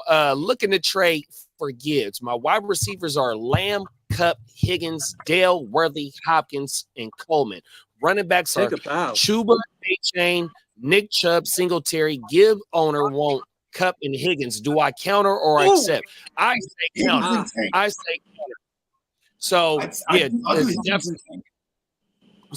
So I'm glad that you said that, Bogey, because either I'm a keep Tank or I'm a shipping just based on I got the leverage of the Diggs. We just talked about the Diggs. We got one more week before what's my boy name? Nico come back. So you got leverage right there, but I want to go ahead and keep my share of Kupp. So Other than that, and Brell only want what did it say he wanted? And Higgins and Tank still got He only Bibles. want two receivers, and Higgins, and Higgins is not even hardly playing. Everything. So they need Higgins back because for some reason when Higgins is not on the field, they're not that good. Exactly. Well, at least Joe Burrow. And Bruss said he's 6-2 in third place. So is we giving up Cooper Kupp and we gonna keep Tank and he accept it, or should he go ahead and counter? I'd counter. Counter. I'd counter. Yeah. Do Hopkins. Maybe. So I'm gonna send Hopkins and Tank first. See if I can keep the Higgins, and then I'll trickle down to the Tank Higgins. Mind you, I don't want to get rid of any of those guys except for Hopkins, really, because then I'm okay. Like if I'm wrong about Hopkins, right? Well, I give up Worthy too, but Brian ain't taking Worthy. That's right. I don't think Worthy's not gonna get thrown in.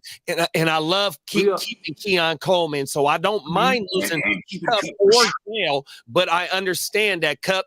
We already know what it is. Dale about to walk into a role for the rest of the season with tied to CJ. You know what I mean? They front runners in their division, and he's going his fantasy production about to have an uptick. So I really want to smash this right now, just based on his running backs. He'll have A-Chain and Gibbs that can boom. Gibbs and A-Chain the rest of the way. Because that would be a hell of a running back room for the rest of the way.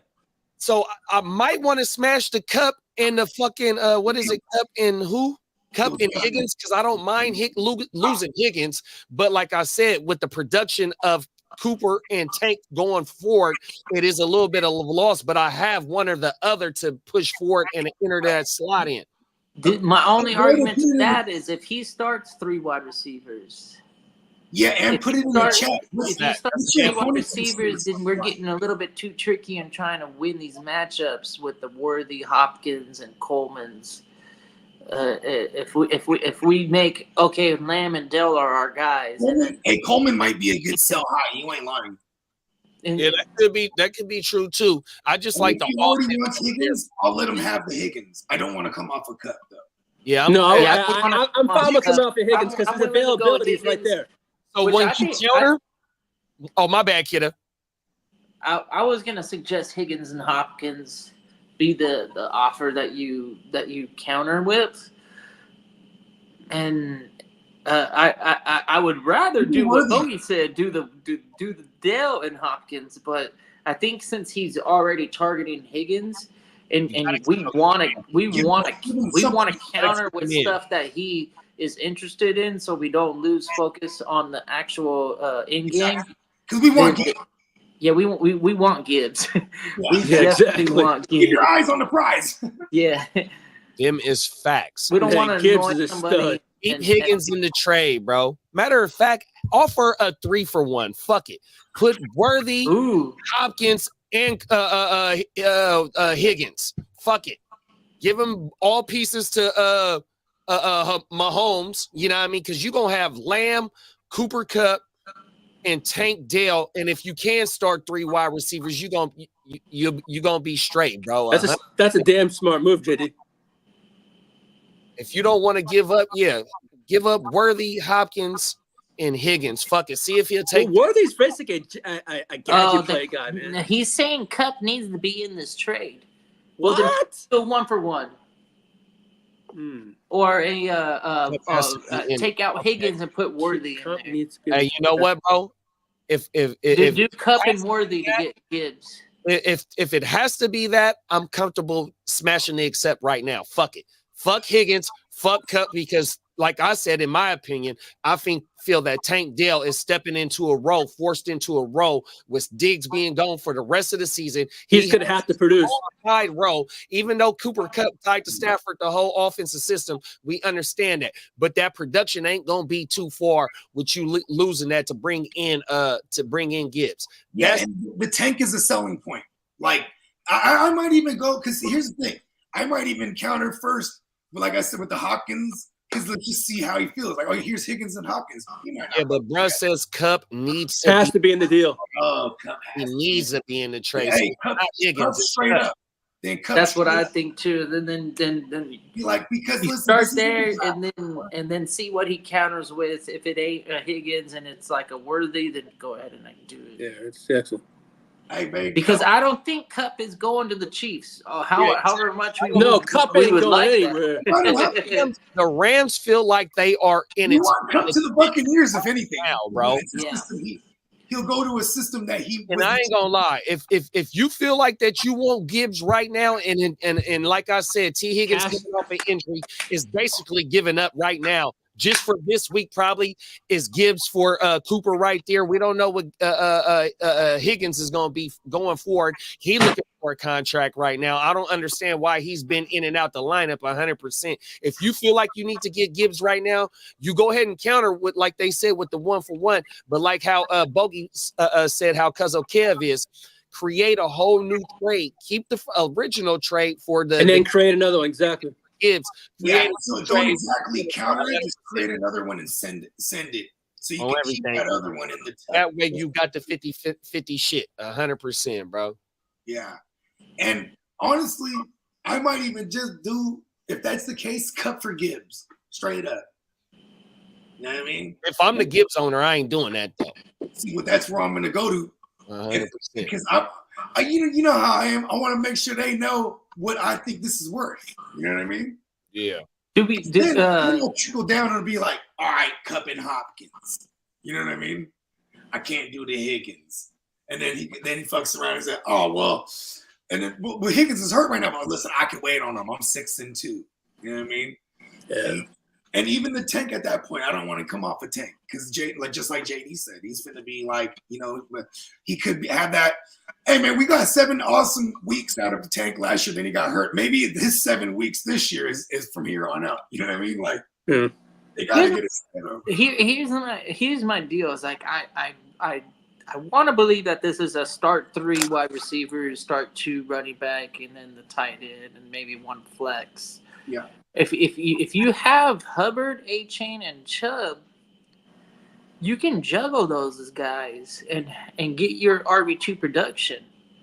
Because right now, A-Chain is a must start, and then Hubbard and Chubb, you can juggle those guys and figure out who's got the better matchup. They're both on teams that aren't really in it to win it, so to say, but they still have to play football. And then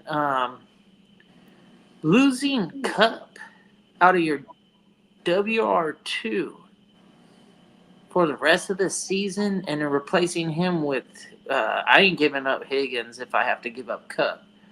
And like Higgins is a calf. It popped up late last week, so that he was, you know, he didn't play. I mean, if I had to, that'd probably be the original trade. That's why we won't just outright reject that one. I really don't want to pay that much up for Gibbs though. But he is wounded though. He needs a second RB, and in this case, it would be his RB1. You know what I mean? Because it's really, he just has the A-Chan and my bad, Padico. Top of the morning, Padico. I don't know. So with the trade though, so majority say let's go ahead and counter straight up Kupp for Gibbs. But if bruh don't accept that and Kupp is a mandatory add, what's the other piece for big bro? Probably injured Higgins for me, and I say injured, and they're just because it makes me feel okay coming up off and pause. You know what I mean? Yeah, agreed there. I would maybe go Worthy, he's paying too much. but I mean he's already asked for Higgins and Kupp, so you know you would be able to get the deal done with them. Yeah, and that's why we'll leave that offer up, and we'll send another one on the side instead of just. There you go. So that's a little veteran. That's a savvy move from a fantasy veteran. Is don't counter, but go back in there and make a whole new trade offer. Yeah, and see if he'll go do the Kupp straight up for Gibbs. And you might have a selling point on Gibbs because he did leave the game with an injury, but I think also it was out of hand, and Dave Montgomery was just absolutely thrashing. So, you know what I mean? Because he did leave the game, right? I don't remember him coming back. Yeah, you're just gonna have to wait on Worthy and Hopkins to kind of like solidify their role. Like who's the guy over there? And you got Juju coming back probably this week as well. Yeah, but I do like Coleman. It looks like Amari Cooper. Coleman might have been the biggest beneficiary of the Pooper Scoop. Yeah, it looks like it does. Yeah, because they started getting them on the field at the same time now. And it only took him 4 catches to get him over the century, and I think he scored too. And then the week before, he didn't get over the century, but he did get the score. So that's 2 weeks in a row with scores. Yeah, and when it comes to the Coleman, he definitely benefited off of a really bad Seattle secondary. They give it up. You know what I mean? Yeah. It's kind of cool. After 8 weeks, we know exactly who to follow around. Like last week, Cedric Tillman, Jameis Winston, all that was smash. It was like, yeah, start them all. You know what I mean? I didn't think of Elijah Moore though, so they got me on there. For anyone who started Elijah Moore last week, stand up. Hey, here's the one for you. The Chargers are considering trading Josh Palmer at the trade deadline. Are they freaking stupid? No, y'all don't need him. He ain't doing shit. Fuck you. Well, who wants him? Yeah, I mean, I don't know who'd want him, but I don't know. Sometimes it's Herb's go-to guy. I mean, but it looks like it's a lot. It's a lot. The laddie's finally showing up. So yeah, Palmer's basically. Did Jim Harbaugh compare him to Steve Smith? I did see that. I was like, okay, I'm not mad at that. Parico. And the Giants just said that Danny Dimes is going to remain the quarterback. Yeah, 100%. He hitched his wagon. He hitched his. Yeah, man. I just gotta go down with the ship, Captain. Going down with this ship. Parico, top of the morning, big bro. My bad for jumping through the comments and whatnot. Hopefully, you still up in this motherfucker so we can answer your. Come on now, we got a question in the chat. 100%. Trade Njoku for Russ or Carr plus commit. Superflex league. Other current tight end is is Ferguson, and QBs are Jaden Daniels, Era 5, and Jameis Winston. I'm burnt right now. I might stay with Njoku, and I would stay with Njoku too. You got Winston to play in place of Era 5. You know what I mean? Yeah. And maybe even I would stay on him unless Njoku's moved next week. And the only thing probably why he's a little bit worried about it is because Daniels hey Rich. Matter of fact, let's talk about the rib cage, big bro. Yeah. Yeah. A rich, more like a poor, if you know what I'm saying. Yeah. Come on now. Rude. Let us know about the rib cage.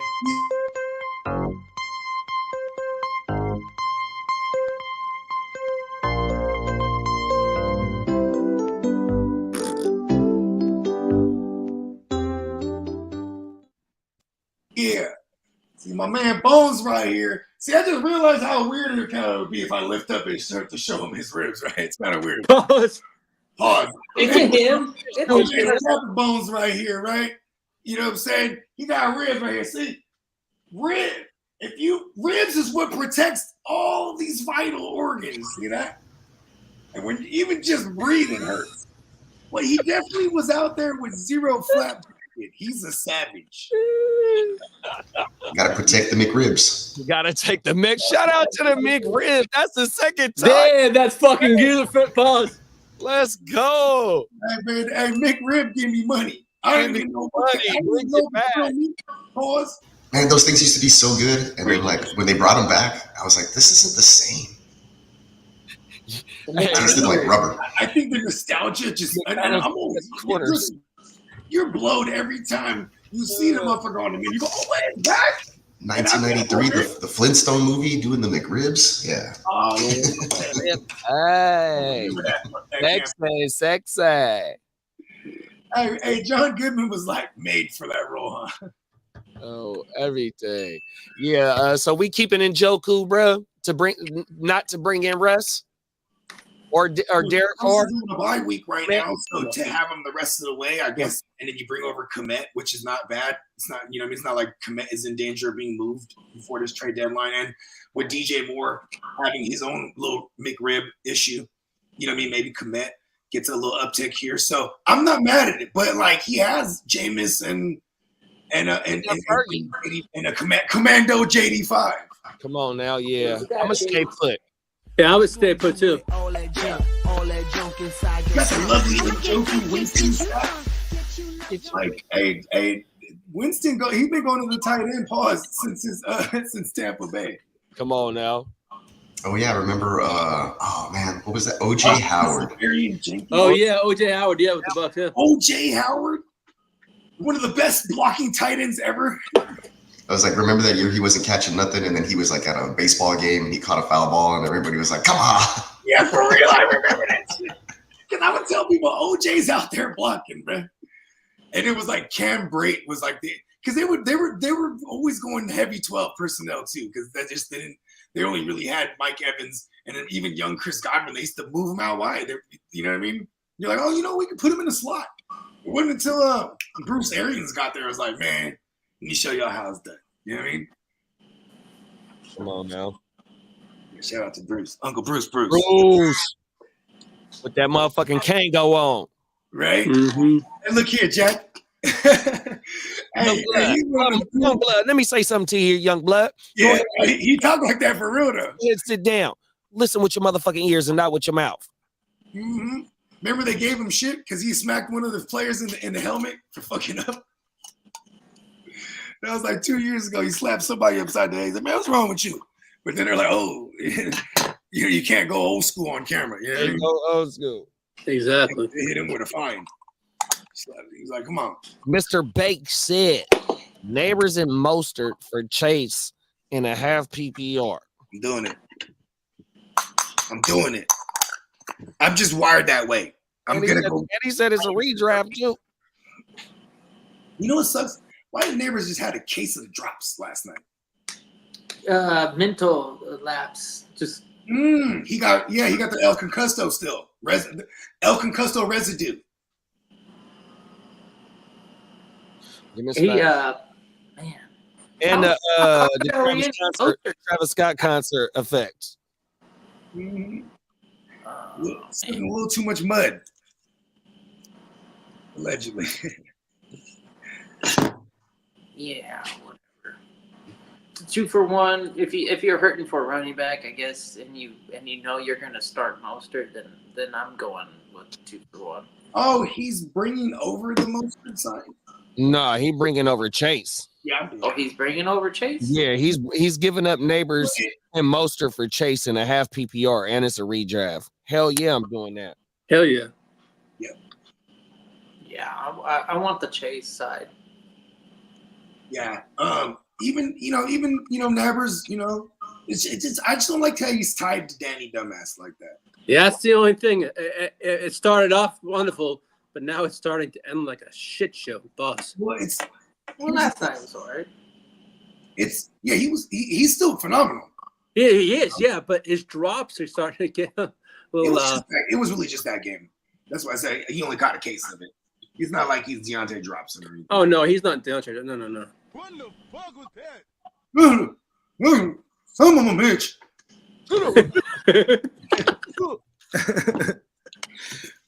There's some of them, bitch. And here I'm talking about him downstairs. Tino's like, oh, I get it. You need ribs to protect your heart, and you need heart. Yes, miles of it. It's facts. You get it. Like is it Tuesday? It is Tuesday. This is a Popeyes day. Oh, watch this. Why, what's the deal on Popeyes today? That way I can go get some lunch. So they have. Oh, they got the big box going on right now. Oh, that's right. $6 big box. I'm doing that. Big box popping What off. is this, like Two sides. $2.50 for a 2-piece? I think they got a wing, deal today too. All right, I'm driving Kenny, across you would town. know. That's a little out of my way, but I'm driving across town now. Fuck the Popeyes tough. I still got some Jollibees from the other day. I'm about to fuck that up. I actually have a whole bunch of leftovers from the Jollibees Mexican wasn't restaurant like last night. 15, 20 miles away. I'd fucking definitely do Oh, that. how was that enchilada? I fuck with enchiladas, bro.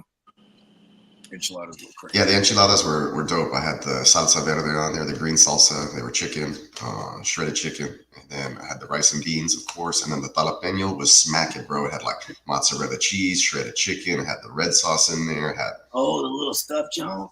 Yeah, it was a soup because I had the crowning, so I needed stuff that was soft. So I did the enchiladas and I did the jalapeno. And man, I still have some. I could go back home and eat that again, but maybe I'll just do that for dinner. I think I need to marry my girl for real so I can have dental right now.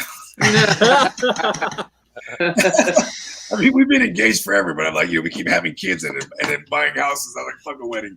Weddings, though, if we did it right at the right time, I probably would have made 100 bands off a wedding. Just go to Vegas, invite people, and tell them to give you a money tree. Yeah, exactly. I'm just saying, if I would have did it like 8 years ago when I proposed to her for 2016. I've been doing it for 14 years and I still haven't done it. Make it more romantic. Be like, this could be our personal thing, and then just be like, you know what I said? I said we'll buy a house and we get married in our backyard. That was my whole thing. I got married at my parents' front yard. See, that's badass. Yeah, they had a nice setup, so. And I can still have all my guap having motherfuckers, man. Because I'm surrounded by some money having motherfuckers. Come to my wedding. Man, you know what I'm saying? Hey, that's another thing too. When you go to people's weddings, like, all right, let's buy them a gift. Because if we give some cash and we ain't giving like no thou wow or something like that, like fucking just buy them something. You know what I mean? You gotta come through dropping some bands, bruh. That's the wedding. You know what I'm saying? You feel me? So we were talking about what if it was Gibbs and Neighbors for Chase? That's what we're Charbonnet. That's what we're talking about, right? Whoa. Taylor said, "I got married at the theme park, Gilroy Gardens. We had to park for ourselves for 6 hours. That's dope." Who's that? Tino. Nice. Gilroy Gardens, like Gilroy, California. Yep, in Gilas. Oh wow! Garlic capital of the world. They got garlic ice cream, garlic. Hey, the garlic festival. The garlic festival. Everything. The garlic ice cream actually is probably like the main. It's fucking phenomenal. I went to a garlic fest. It was interesting. Yeah, they used to go down over there. It used to be like funk too, though. I had like a shrimp with like noodles. I don't know, it was super garlicky though. But yeah, it was good. I remember that. That's all I had. It was huge. It was like $12. Oh wow! Was it the heavy thick noodles? No, they were like stringy angel hair like, but they were all covered in a garlic sauce. And it was tons of it. Like there was a lot of it. Like I don't know, it's heavy. The little box was heavy. I was like, oh shit! And they give you like one huge crawfish with like its head still on in there. Nice. And the rest of it's shrimp. I'm not mad at crawfish. And if it's a huge one too, I've never encountered the big joints paws. Yeah, that one was pretty scary. You can usually just crack it. Giant bugs. They're like the lobsters of the creek. They're kind of like big shrimps or small lobsters. I don't know. Yeah. I mean, they're all like essentially cousins of insects. You know what I mean? They're all oxymorons. Jumbo shrimp. They all have the external fucking exoskeletons in a bottom feed. A crustacean. You know what's funny is like one of the shrimps in the ocean are like pound for pound the strongest animal on earth. Okay, you can't tell me that and not explain that. Well, the pinchers, like they literally they don't even have to like pinch the animal. They just got to go quabba. And then it makes such a like a powerful wave, like a sound wave enough to like kill the animal that's anywhere in its like vicinity. What? Yeah. Oh, wow. I forget what kind of shrimp it's called. Is the sound wave from Transformers of the ocean? Right.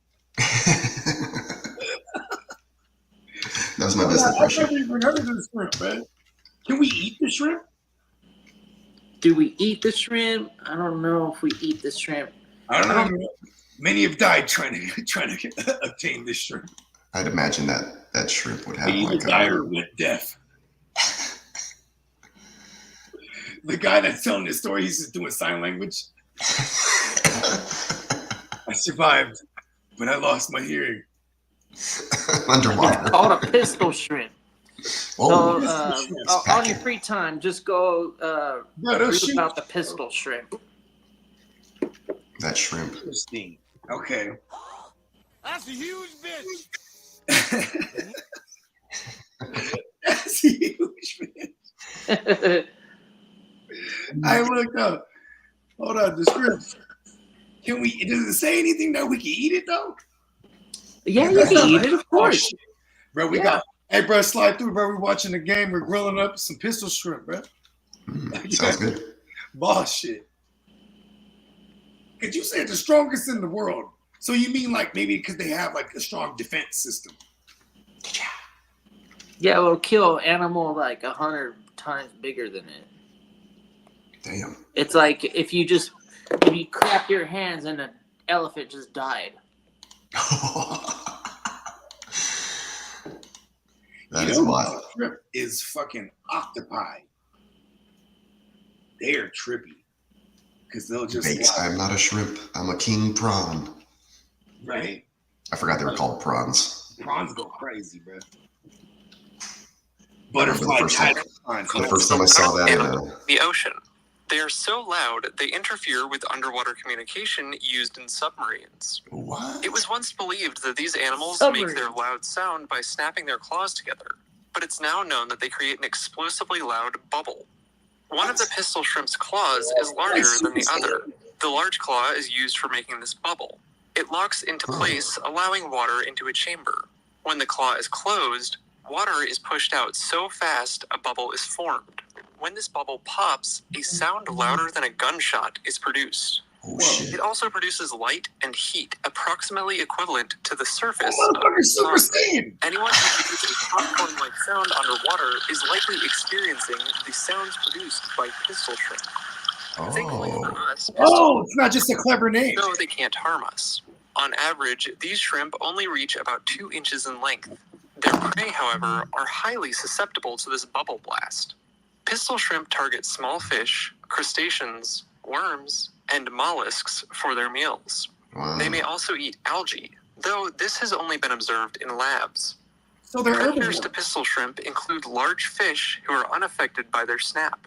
If a predator tears off a pistol shrimp's snapping claw, the shrimp can detach this limb and live to fight another day.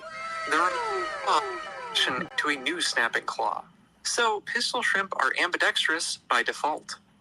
Male and female pistol shrimp can be told apart by their snapping claw's size. Females have slightly smaller claws. This isn't an issue, however, because these shrimp are monogamous. Pistol shrimp form mating pairs and defend a territory together. Their claws can help dig a burrow as well as warn intruders from their land. We learned This some monogamous setup is beneficial because it provides the male more opportunities to mate, and the female protection during her vulnerable breeding stage. Like all arthropods, pistol shrimp molt their exoskeleton. Right after this, they are soft and prone to predation. This is also when the female pistol shrimp is ready to mate. While she is squishy, her mate can keep her safe, but he also gets to pass on his genes. Pistol shrimp may have just a handful to hundreds of eggs. In the case of the big claw snapping shrimp, these take about a month to hatch into larvae.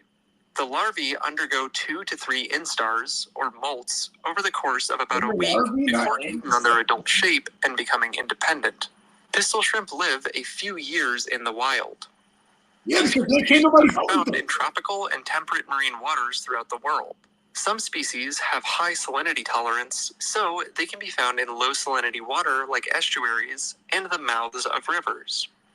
There are over 600 living classified pistol shrimp species, and they're most commonly found on seagrass beds, oyster beds, or coral reefs.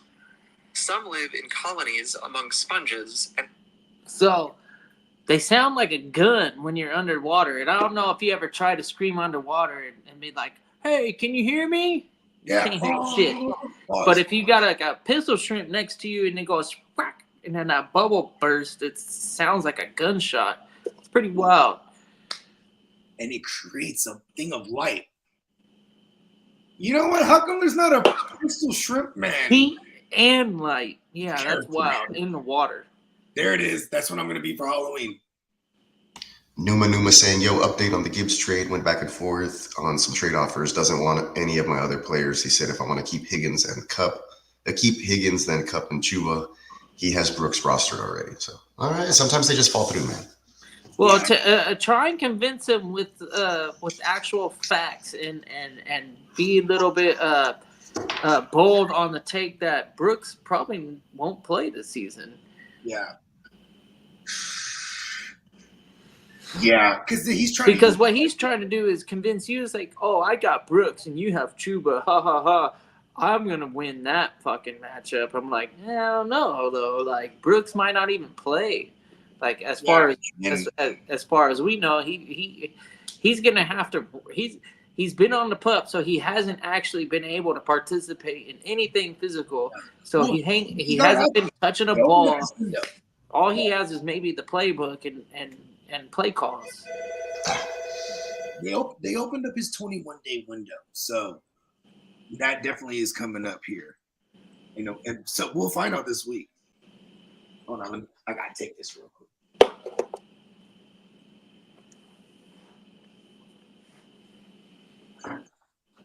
Did you already go through this already with the update? So I don't know. I guess I'm more open to trading Higgins and Chuba if you can keep Kupp and you can keep Higgins and Chuba, then that's cool. But if he wants Kupp and Chuba, then I would probably just trade Higgins and Kupp. And then do what you got to do to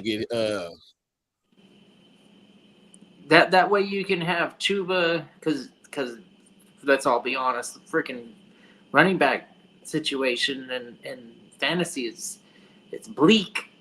So having a guy that you can flex like a Chuba Hubbard and then juggle him around with some of the other names that you had were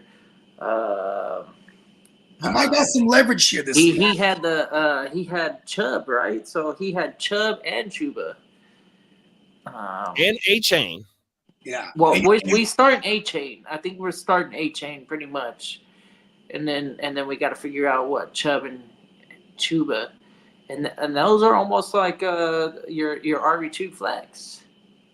Yeah, because we're going to find out at the end of this week, I mean, even tomorrow, like we should find out more about Brooks, like if he's actually practicing, because that window is closing fast. They opened up the 21-day window. If not, he goes right back to the pup, right back to the IR for the rest of the season. Yeah. Let's see if they move Chuba. If they move Chuba, then Brooks is going to have to roll. If they don't, then they don't need to because Chuba's been capable of doing the full-time, real third down back. It is kind of weird though because he's like literally only been good with. And we ain't trying to win no games, right? If we ain't trying to figure out how to win the goddamn game right now. It's okay. Let's throw our guys out there. And maybe keep our second round running back healthy for next season after we get some solid picks in the draft, and maybe make some moves on the offseason to make the team better and figure out where our quarterback situation is and yeah. There's too many question marks in Carolina. I hope they don't try and win games. That'd be dumb. Yeah, and that's why they probably aren't going to bring back Andy Dalton because then he is in question to play this week.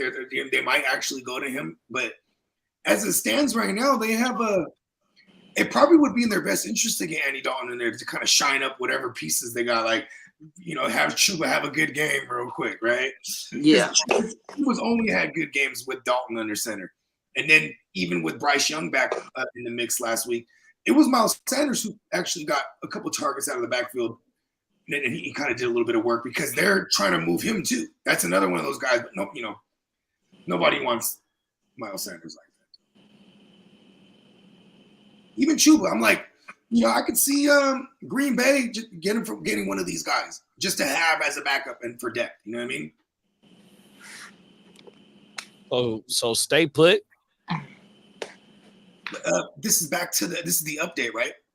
Yeah. I'm still trying to get Gibbs, but if you wait, for now, because he already came back and said that the dude was like, he's playing hard, but he's like, I got Brooks. Woo, woo, woo. You know what I mean? So I'll wait and watch him because I don't think Brooks plays. And I'm, if I'm wrong, I'm okay with it. I'm okay with being wrong, but this is why that guy thinks he has leverage. Because the moment Brooks doesn't play this week, that window's closing. You know what I mean? So you might have some leverage here. You know what I mean? 100%. Chase said, now this is some Animal Planet shit. I was thinking 2 Persol is them boys killer makes sense. 100%. Oh, everything. 2 Persol. Them is fast. Them boys killer. Ricky. Come on now. Yeah, man, he was slick. Arrow chill in the building, man. Top of the morning to you. He say got CMC, Mixon, Aaron Jones, James Conner, CeeDee Lamb, Debo, Olave Sutton, Shakir. Got a trade for Debo and Conner for AJ Brown, second in the league with the most points for. I'm doing that. I'm doing that too. There it is. I'm doing that, even though I love Debo, but I'm doing it because you're getting a player you can insert right away and the rest of the way, barring any injury. And we do like the schedule the rest of the way for Jalen Hurts and company. They got a really soft schedule as far as opposing secondaries. And then you still get to start Mixon and Aaron Jones. Let's go. And then what you do is you go, since you're giving up that 2 for 1, go see if there's a Urkel out there on the out there on the wire. We call him Leo McLaughlin, or a fucking, just somebody floating around, just because motherfuckers be dying out there. Yeah, definitely go find you an RB to just have in the mix on your roster off the wire after you make this trade. So you put in a claim tonight for one of them RBs that's out there, big bro. Or if it's like a Cedric Tillman floating around, I'll even do that. Like, you know what I mean? Yeah, and any of these hot pickups, the Cade Otton, you know what I mean? If some of the league mates ain't been, because most of these guys, if you've been watching us, we make sure you had all these motherfuckers. You know what I mean? That's facts. But you never know. You know what I mean? Check it out. Come on now. Let's see. I would rock your roster. You 6-2. Else will get desperate. 100%. There you go. And sometimes if you're shopping with somebody and they a 5-3 or a 6-2 or sitting at 500, you know what I mean? It's you might not go as far as you would want in the conversation versus like if you go somebody who's 3-5 right now, who's like then the record already tells us that they're viable to do a little more desperate shit. You know what I mean? What about a guy who's opposite spectrum, Tino, like a 2-6, maybe in a dynasty league with some older running backs that, I don't know if those running backs are going to carry you too far into the future. He's trying to buy Tino's running backs right in front of me. Sure. Come on, Tino. Let's Saquon. Let's talk about it. Oh, he got Saquon and Mixon over there. He said, "Stay away, kiddo. Come on, man. You're 2-6. He's running with the." Hey, Tino makes a trade like every 2 years. You know what I mean? He's hitting up.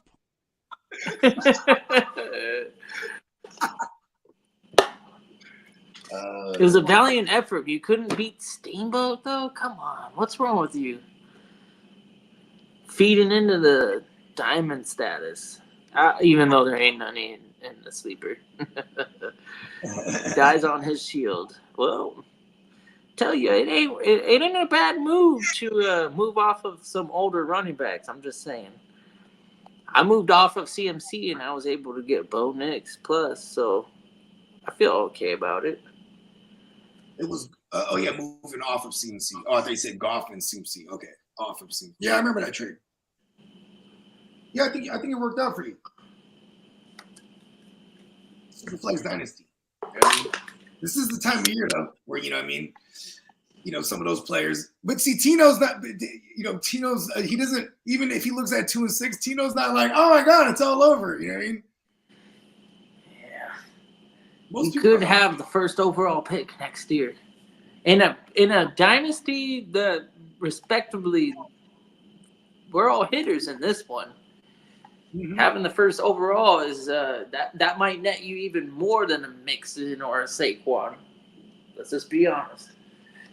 It's also like for Tino's team specifically, if he has the elder statesman at QB, so I could see him, you know what I mean, prioritizing a QB perhaps in this upcoming rookie draft, which seems like far away from now. But look at us, we're already in week fucking 9. Shit's been flying. Yeah, you ain't lying. This shit have been flying, bro. Yeah, you know, like I always call week. Since we have the what is it, the 14-week season, right? Ever since we've had that, I'm over here. Look, every time after week 8, because that's the checkpoint right there. You know, you might have teams that go to 4-4. You know, you might have some teams that were 3-4 and now they're 3-5. Right?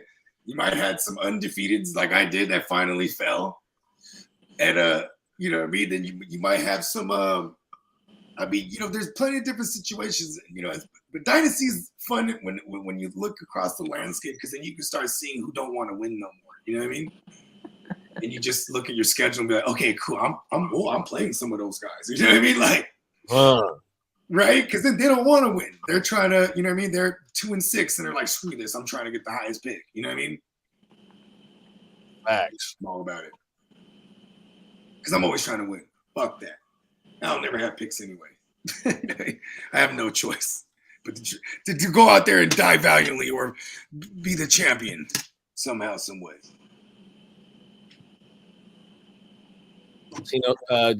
Clock said, I got Steamboat in the SBI. Tino said, my brother-in-law keeps telling me to push Tino to the edge and all his friends are dead. Who is that, Juice WRLD? All my friends are dead. No, that was what's his name? That was Lil Uzi. Oh, that's Lil Uzi. Last year I was up. That song is deep though, if you think about it, because he wasn't lying. You know, he's from Philly. All my friends are dead. All my friends are dead. Right. Hey, Lil Uzi was up. I fuck with Lil Uzi. Lil Uzi he can rap for sure. The Lucifer. I never looked at it like that, because he is a big upside down cross guy. You know what I mean? 100%. You remember offsetting them? It's funny because they got all Christian. We don't fuck with that shit. You know? You got all that upside down cross shit. And I'm like, they had Lil Uzi on. I thought you're a poster child for Christianity, because motherfucking all your music is about like demon shit. Like, you know, ever since Takeoff, I don't know what anybody has done. Offset has been still making noise, but see, he also went against the grain. Like, he don't fuck with Quavo like that no more. I found some cool stuff. Check this out. Where's it at? Right here. Hey, what's up? I got this here. Hello. What is this? This is super dope. The media team. Oh, this was this week, wasn't it? Yeah. Cool.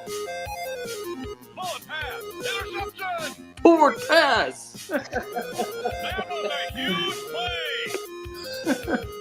The 8-bit song right here. That's that.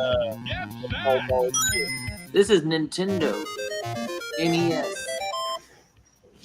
It had to have been Super, maybe. Shout out to fucking Nintendo. That's not even Super Nintendo or Sega. Yeah. That's straight up like regular Nintendo. That's arcade. Facts. That shit too clean, bruh.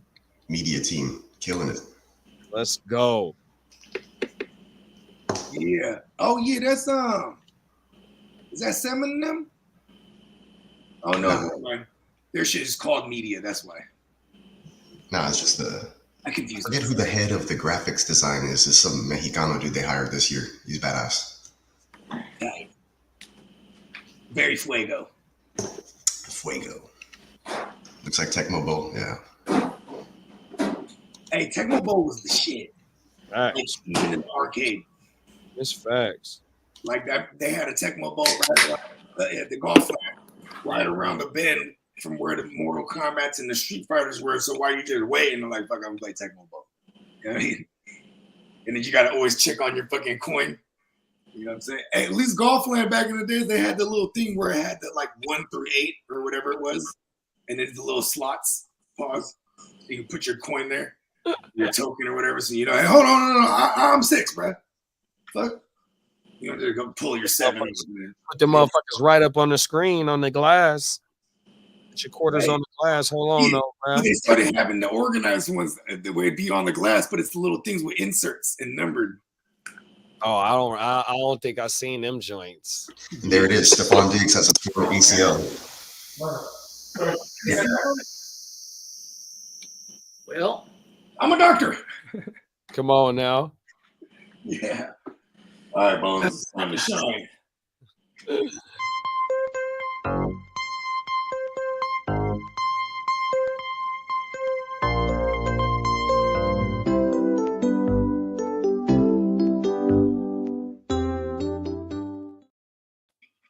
The PCL's behind the leg, right? Oh no, hold on. Bones trying to mic. All right. So the PCL, see, it prevents the leg from bending this way. Yeah. See, a leg's not supposed to. Correct me if I'm wrong. It's not supposed to bend this way. See that? PCL. I'm a doctor. Come on now. Get the drop. I got you, bruh. Yes.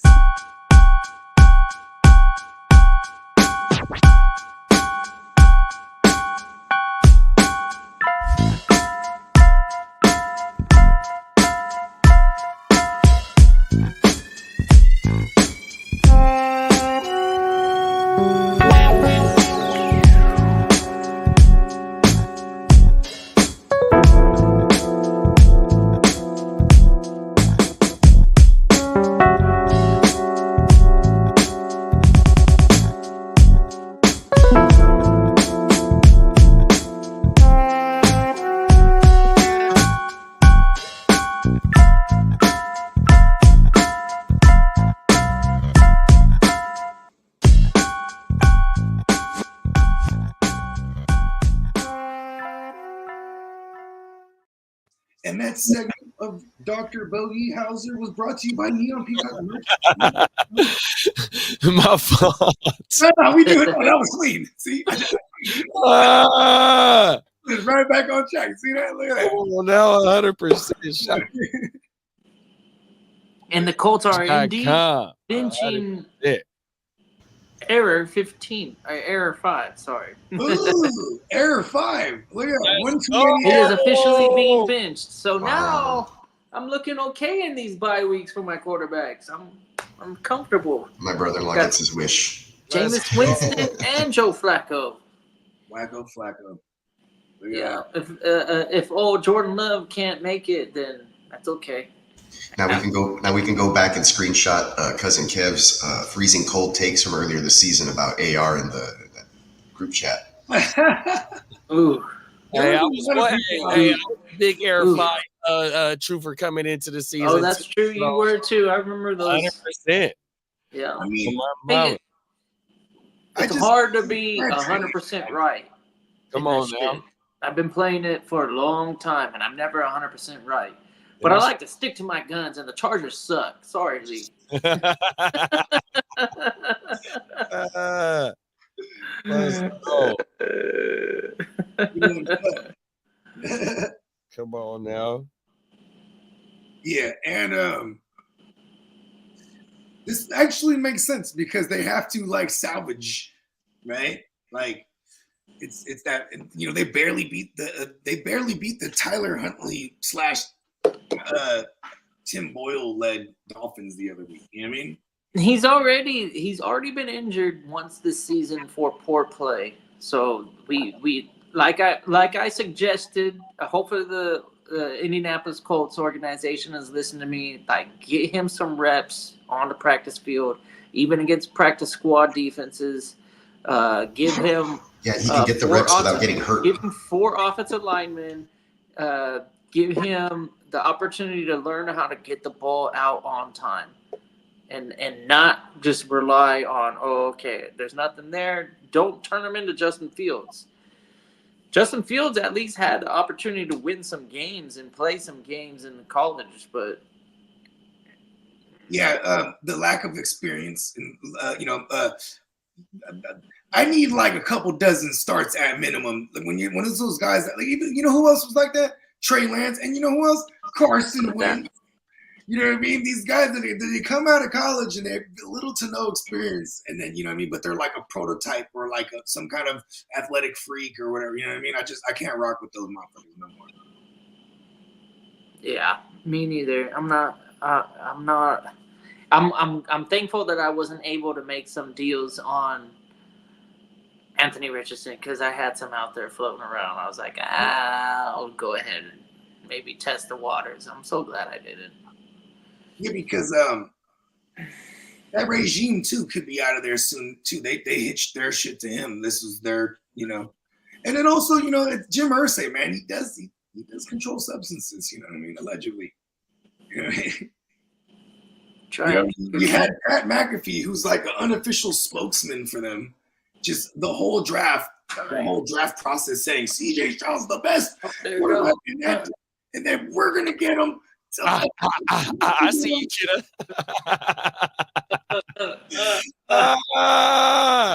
I'm telling you, it's the jug machine, bro. You gotta do throw your hands up. That's badass. Hey. It's the app. If all y'all haven't checked out the guest app on Sleeper, this is the result. You get some imaginary cameraman behind the scenes, Real life production. yeah. And it allows me to hear drops from Peacock. Finally, that's another benefit of it.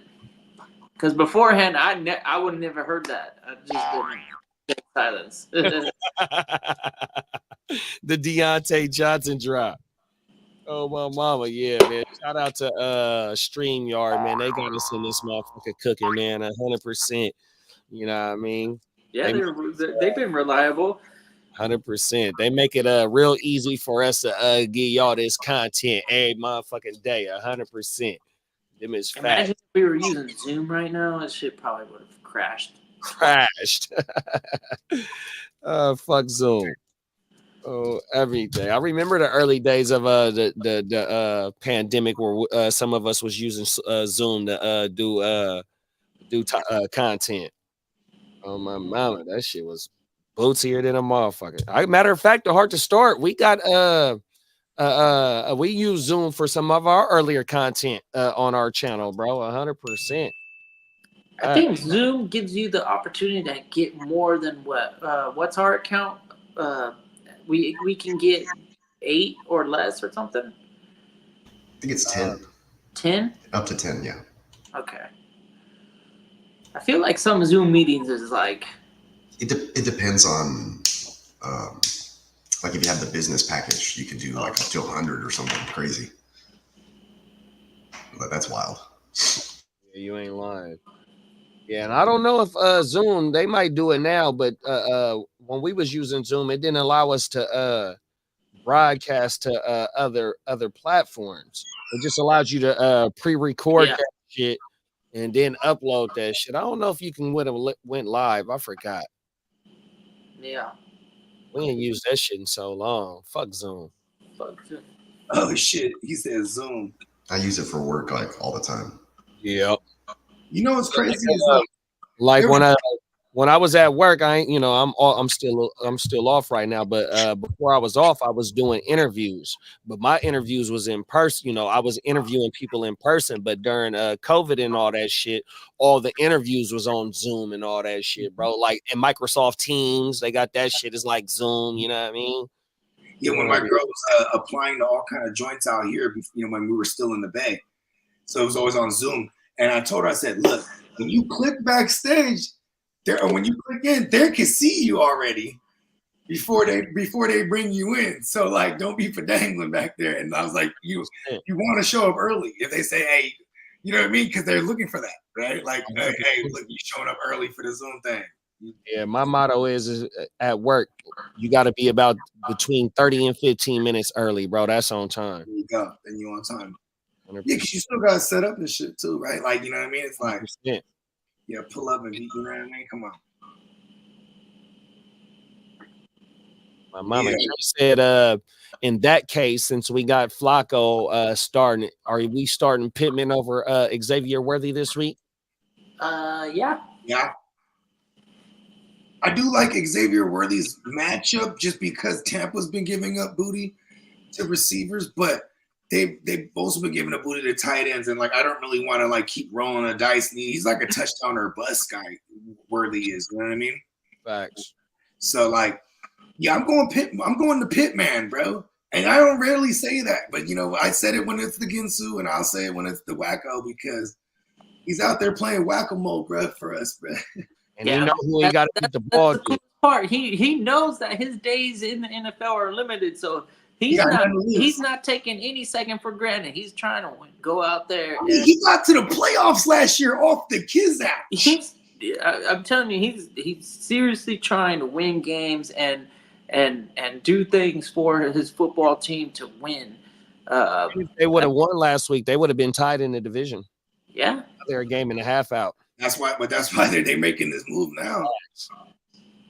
They're like red, and you know, for fantasy's sake, right? Like for the Texans, because if they were to just outright run away with it, we would have to worry about them perhaps resting guys. Like, you know what I mean? I mean, I know it's been a little different because we have that 18th game. It's an 18-week season because of 17-week season. I mean, you know what I mean? But still possible. So. You know what I mean? For fantasy's sake. You know what I mean? A little close race. Mark Folkman, he's a regular around here, top of the morning, bro. He said Joe Flacco, Sam Darnold, or Matthew Stafford this week. It'd be Stafford. Who the Colts got? It'd be Staffy, then Darnold, and then Flacco in that order for me. Oh yeah, Darnold. So Colts and Minnesota, they play each other on Sunday night. Mm-hmm. The Colts speaking. That's a phenomenal matchup for Darnold, but I'm going to play Staffy, bro, because Staffy's matchup proof when he got his weapons. Seattle, and they're in Seattle this week. Oh yeah, shoot it out. LA is, yep. That means it's gonna be a lot of silent counts. It's a lot of quick outs. They know what to do over there in Seattle. The Seahawks and the Rams for that matter. It's the gang. I forgot. Come on now. Said Cam got primetime coverage. Bruh, oil change for my 189 for my car. Oil change 189 for my wife's car. LOL, my Tahoe is only $80. How does that work? Them is facts. I know my Tahoe takes more oil. Hey, does that shit take that Dexcool? You got? Oh no, that's antifreeze. Excuse me. The Dexcool is antifreeze, but I'm pretty sure your shit takes Dexcool. And that's the thing too, though, is because when depending on the place you go to, right, they're gonna charge you per thing of oil they put in there, right? So it's just like, and they're gonna ask you if you want that synthetic. If you over 100,000 miles on that mile, hey, I got the synthetic. It's $17 per quart, man. Fuck you. But give me the conventional right now, bro. Yeah, I do full synthetic, and then I go in for an oil change, and they're like, "You're not even due yet. You can ride it another 1,500 miles." I'm like, "All right, later. I'll be back in 3 months." You can get 7,000 miles out of it, between 5 and 7,000 miles out of the synthetic. Yeah, you can. You damn straight you can. As long as you're not driving for like 3 hours consecutively every day. Yeah, that oil ain't gonna burn off. I'm to and from to work on everything. I don't go nowhere, bro. Yeah. And if my truck was right, I would have took my truck out to Buggy House. I had to jump in wifey car. Oh my mom, I love my truck. I got a little beater, bro. I got a 96 S10 with 70,000 miles on it, bro. And it was a former government vehicle. That's dope, bro. Like people who, I guess you could do whatever you want with your money, but a long time ago, I thought it was cool to have a nice car, and I thought it was going to get me extra special treatment, but it never did. And I was like, you know what? Fuck it. I'm going to rock around in a fucking Hyundai Elantra. Yeah, like good gas mileage. Dude, I'm like, I don't give a fuck. I rock a goddamn like. You were driving. You did have a crazy commute for a minute there too. Yeah. Yeah, but you know what it does? It gives me all the money to fucking have bomb ass food, super cool hobbies. I don't lose no money on no car. Yes, man. Shout out to my Nigerian partners, man. They be doing the buying and selling old foreigns and shit. Oh, they be flipping. Yeah, they be flipping all day, every day, and they'll be finding it had like 100,000 on it, right? But it's like the S500s, right? The old, the 2000 somethings, right? And then they go and get it for 3 bands, 3,500, and they flip them motherfuckers for double. You know what I mean? 100%, bro. They're just doing this shit all day, every day. It's a hustle. You might have to ship the car out. You know what I mean? A little bit of extra bread, but man. Oh, bro, you gotta fucking pay almost $200 for oil change on a Jetta. There's something. Well, the Beamer's beam, the Jetta's jet, and the Caddies keep on dipping. The Jetta costs $200. Old school pie flipping. Don't you have tools in your garage, man? Come on, man. It's metric. Just remember that. I always wanted to just one day dig in my backyard and just strike black gold. Come on, now. And then you're just oh shit. You read them stories. Y'all, look, I'm finna tell y'all what the electrical black gold finna be. And this is not financial advice. This is just a hot take. Please don't take this and run with it. But in my opinion, man, Shiba is the next to blow, bro. Start. You've been saying that too for years. I'm telling you, I've been an investor in that motherfucker for 4 years. I've been buying and holding that shit, bro, on everything.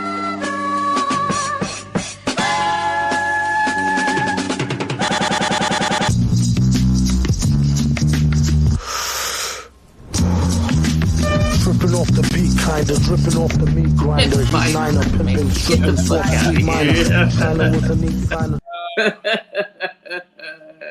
Shout out to Freezy Fantasy, 10-man PPR, Amon-Ra, James Conner for Saquon, and Mike Evans. I'm 5-3, and my other receivers are Jamar, the Scottish Slide, Terry McLaurin, and Jay Reed, Aiden Reed.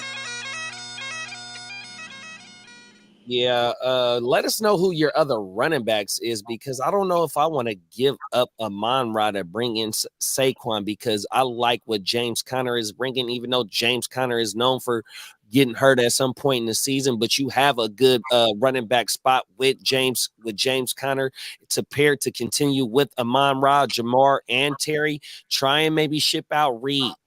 And you bringing in Mike Evans, you know what I mean? How many more weeks is we going to see Mike Evans gone for? I'm not comfortable with giving up Amon-Ra 100%, bro. Mike Evans isn't going to be useful for at least a little while. Maybe to give yourself some insurance at the running back position, go for a running back and then keep your Amon-Ra. Don't worry about Saquon. But go out there and try and get some insurance. You know what I mean? Yes. Run Connor, like JD said. This guy's a fucking. He's got Eric Henry. Woo, okay. Rob. So let's just inform you that RB2 is probably the least valuable position on your squad. I'd much rather have pieces in the wide receiver room to make up for injuries and solidify the WR2, WR3 flex situations that you need to have in order to win the championship. We're trying to win championships.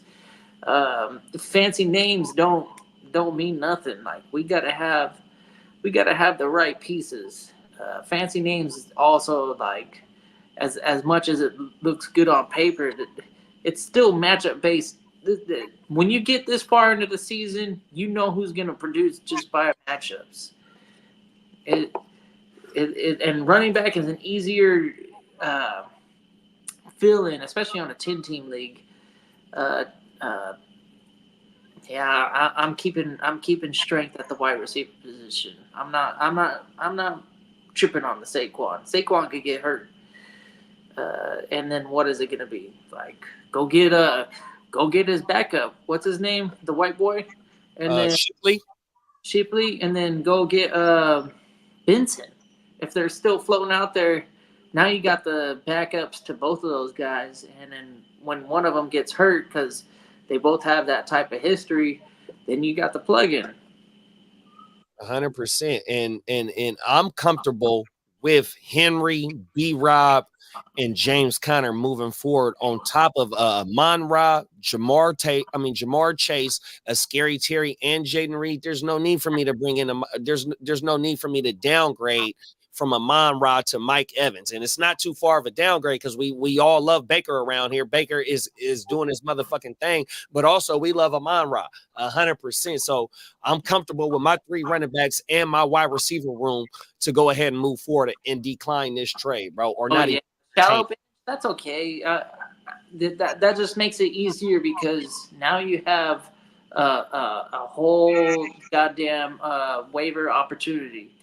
Like there's definitely pieces out on the waivers, whether it be Tyrone Tracy or Nick Chubb maybe, and like guys that are out there like Mostert, like running back 2 is an easy position to fill throughout anytime in the season because you never know when one of these guys are going to get hurt and all of a sudden their backup is the guy to have, and you go out there, you make a waiver claim.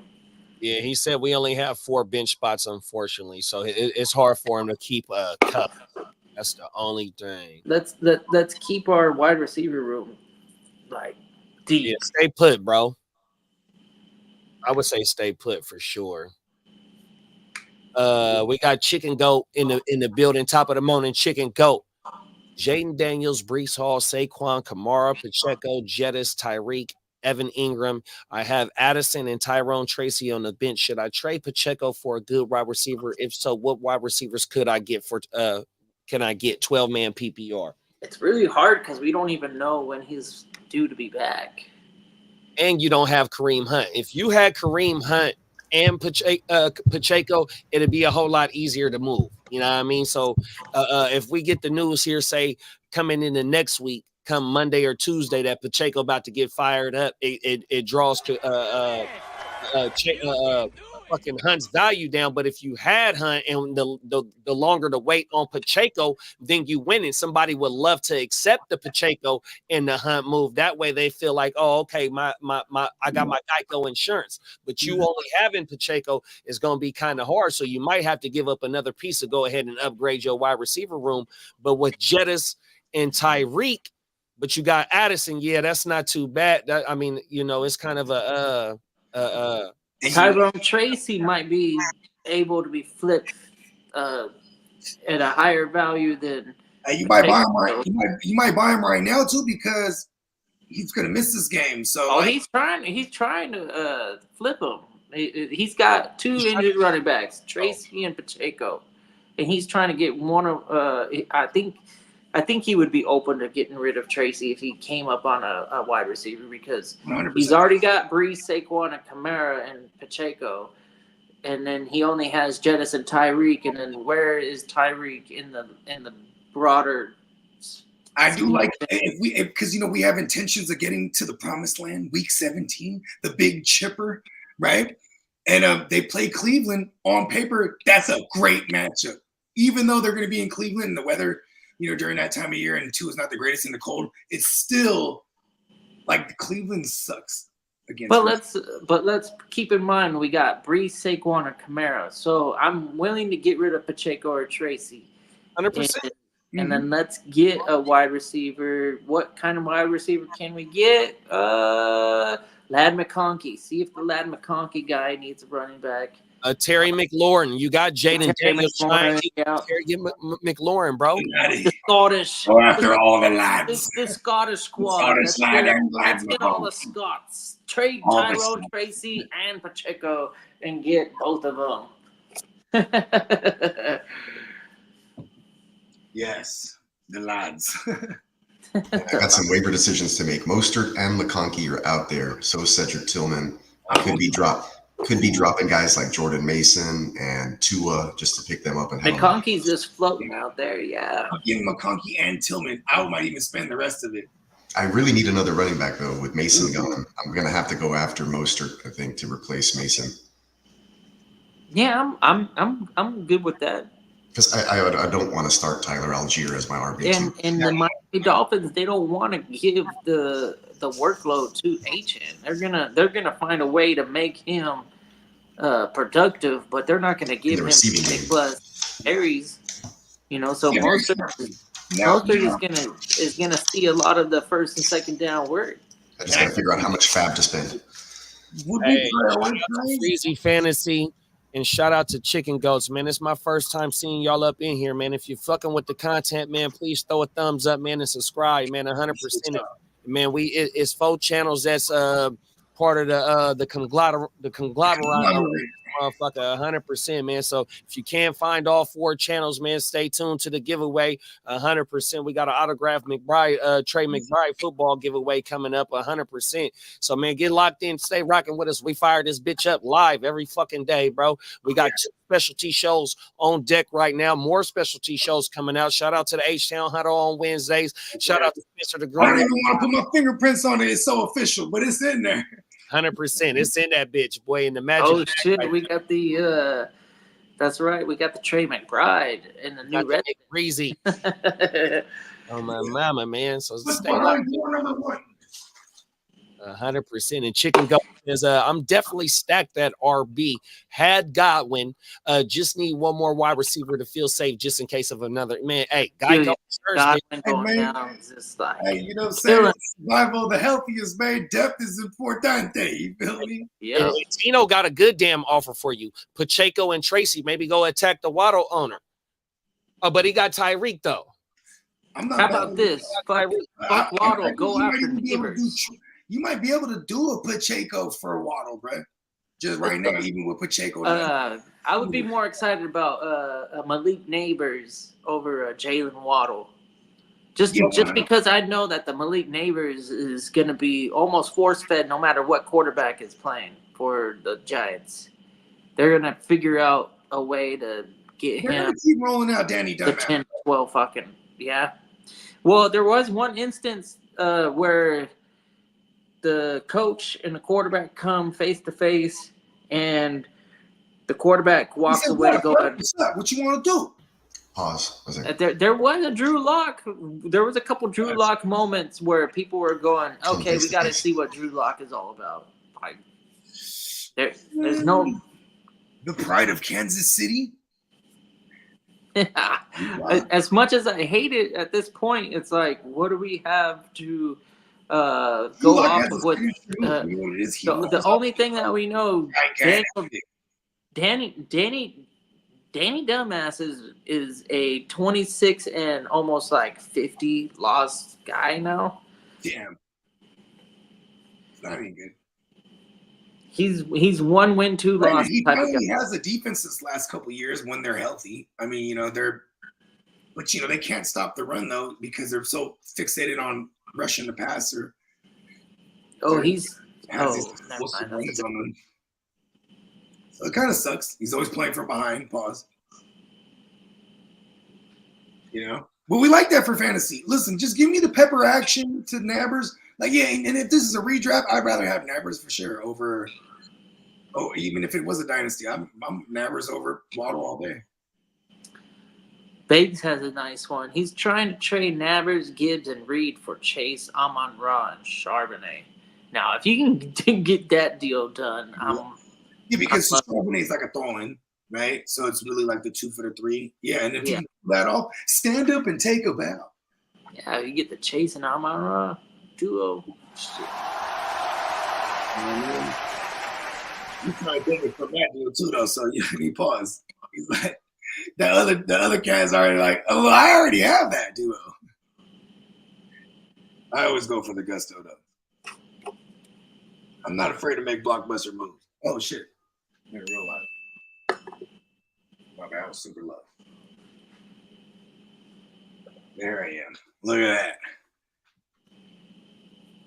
that. Shook after last week. Yeah, I traded him away this morning to Jimmo.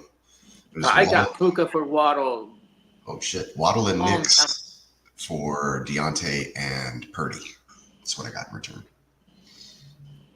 I know. So Deontay's got to be on the move. He's on the move. He's going to get, hopefully to a good team. I know. And being like he'll be the slot guy wherever he goes. Oh my God, Texans or Buccaneers? Just make it right. It wouldn't be Buccaneers. They're in the division. Texans. Let's go Texans. Yes.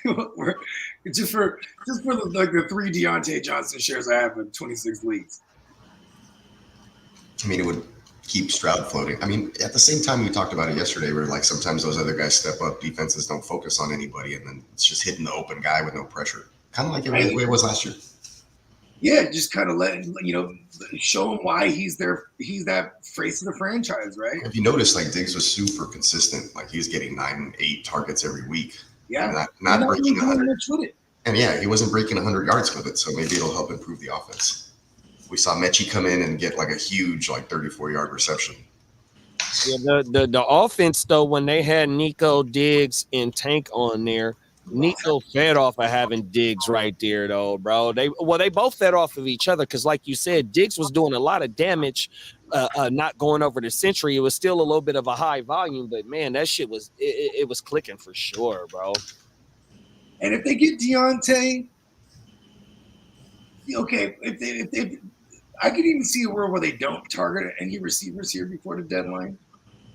But Deontay actually would work because contractually too, he's not a lot of money over there. I think it's the last year. Yeah, this is last year of his deal. He's trying to get paid this year. Exactly. So there's a lot of incentive for him to go to a good situation and be like, oh, I'm not that banged up. You know what I mean? But that's an issue too. I mean, it's the same thing with the Devontae Adams hamstring a few weeks ago. It's the same shit. They don't want him. They don't want to pay him. Go ahead. Let's try and get some type of asset going into next year's draft. 100%. Let's get what we can get for him right now. Sit his ass so he don't injure himself. Jacoby Myers. If they traded for Jacoby Myers, the Texans or the Buccaneers, I'm not mad at that because he could play out wide, but he is. Myers is a dog, bro. Yeah, and he's gritty. He'll play in the slot. That's where he was the black Julian Edelman, I used to call him when he was with. Because he's a former quarterback as well. He's just taller and a little bit bigger paws than Edelman. Yeah, and he was killing it out of the slot. You know what I mean? No. Yeah, because why wouldn't the Raiders want to do that, right? It's a contract done. I think everybody's on the block except for Max. Max ain't going nowhere. Yeah, and Brock. And Brock, right. Yeah, everybody else is, they you know what I mean? They are not tripping. And then you can safely roll out the Ginsu and be and still secure a high pick. Oh yeah, they're done. They're top 5. They're Shador. They're the boy from Texas. My boy Cam Ward. Shout out to the Hurricanes. Them all quarterbacks right now. Oh my mouth. Derek Carr was 10 years ago, huh? Who? Derek Carr, 2014 class. Was that it? I'm burnt right now. I can't even tell you, bro. I can pull it up though. Yeah, because Derek Carr or David Carr? QB. Derek Carr. Derek Carr. That's their last successful QB, right? For the Raiders, quote unquote. They've been kind of mixed. Yeah, what was it? They've been. Yeah. Oh, he came in 2014, big bro. Okay, so 10 years ago, now they have an opportunity to get one. This is a good class for them to attack too.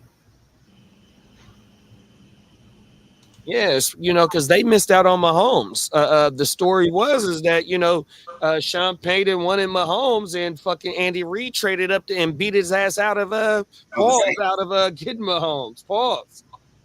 Yeah, they traded up right in front of him. I think it was. Something like that. And they traded with Chicago. I think it was Chicago that gave him up or gave up that pick. Because they had that other pick. Oh, was it? No, it was the Browns. It was the Browns that gave up. Oh, okay, gave up the pick. I thought it was Chicago that gave up the pick. The Browns, if I remember correctly. But they definitely jumped in front of because the Browns always had multiple joints. At least I didn't buy a Diggs jersey because he's going to be a free agent. Lotto's on their shit this week. Ain't lying. Baltimore Ravens. That's a nice one. Here we go. We got the Used to the Street. I know he ain't on the goddamn channel, but let's do the drop, and you can come with it.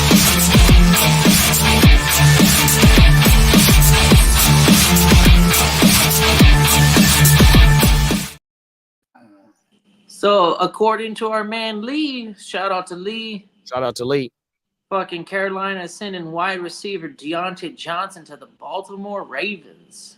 No! Don't fall for the bait, man. Don't fall for the bait. That shit is over.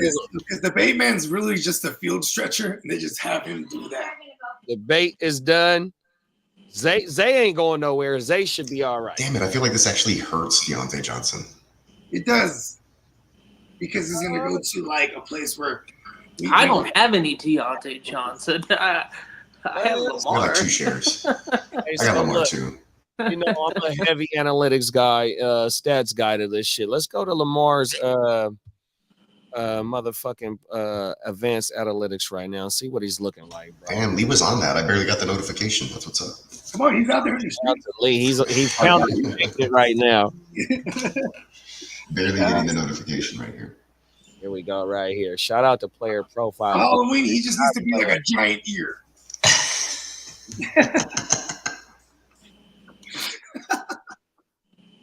Here we go. Boom. Lamar Jackson. Advanced analytics.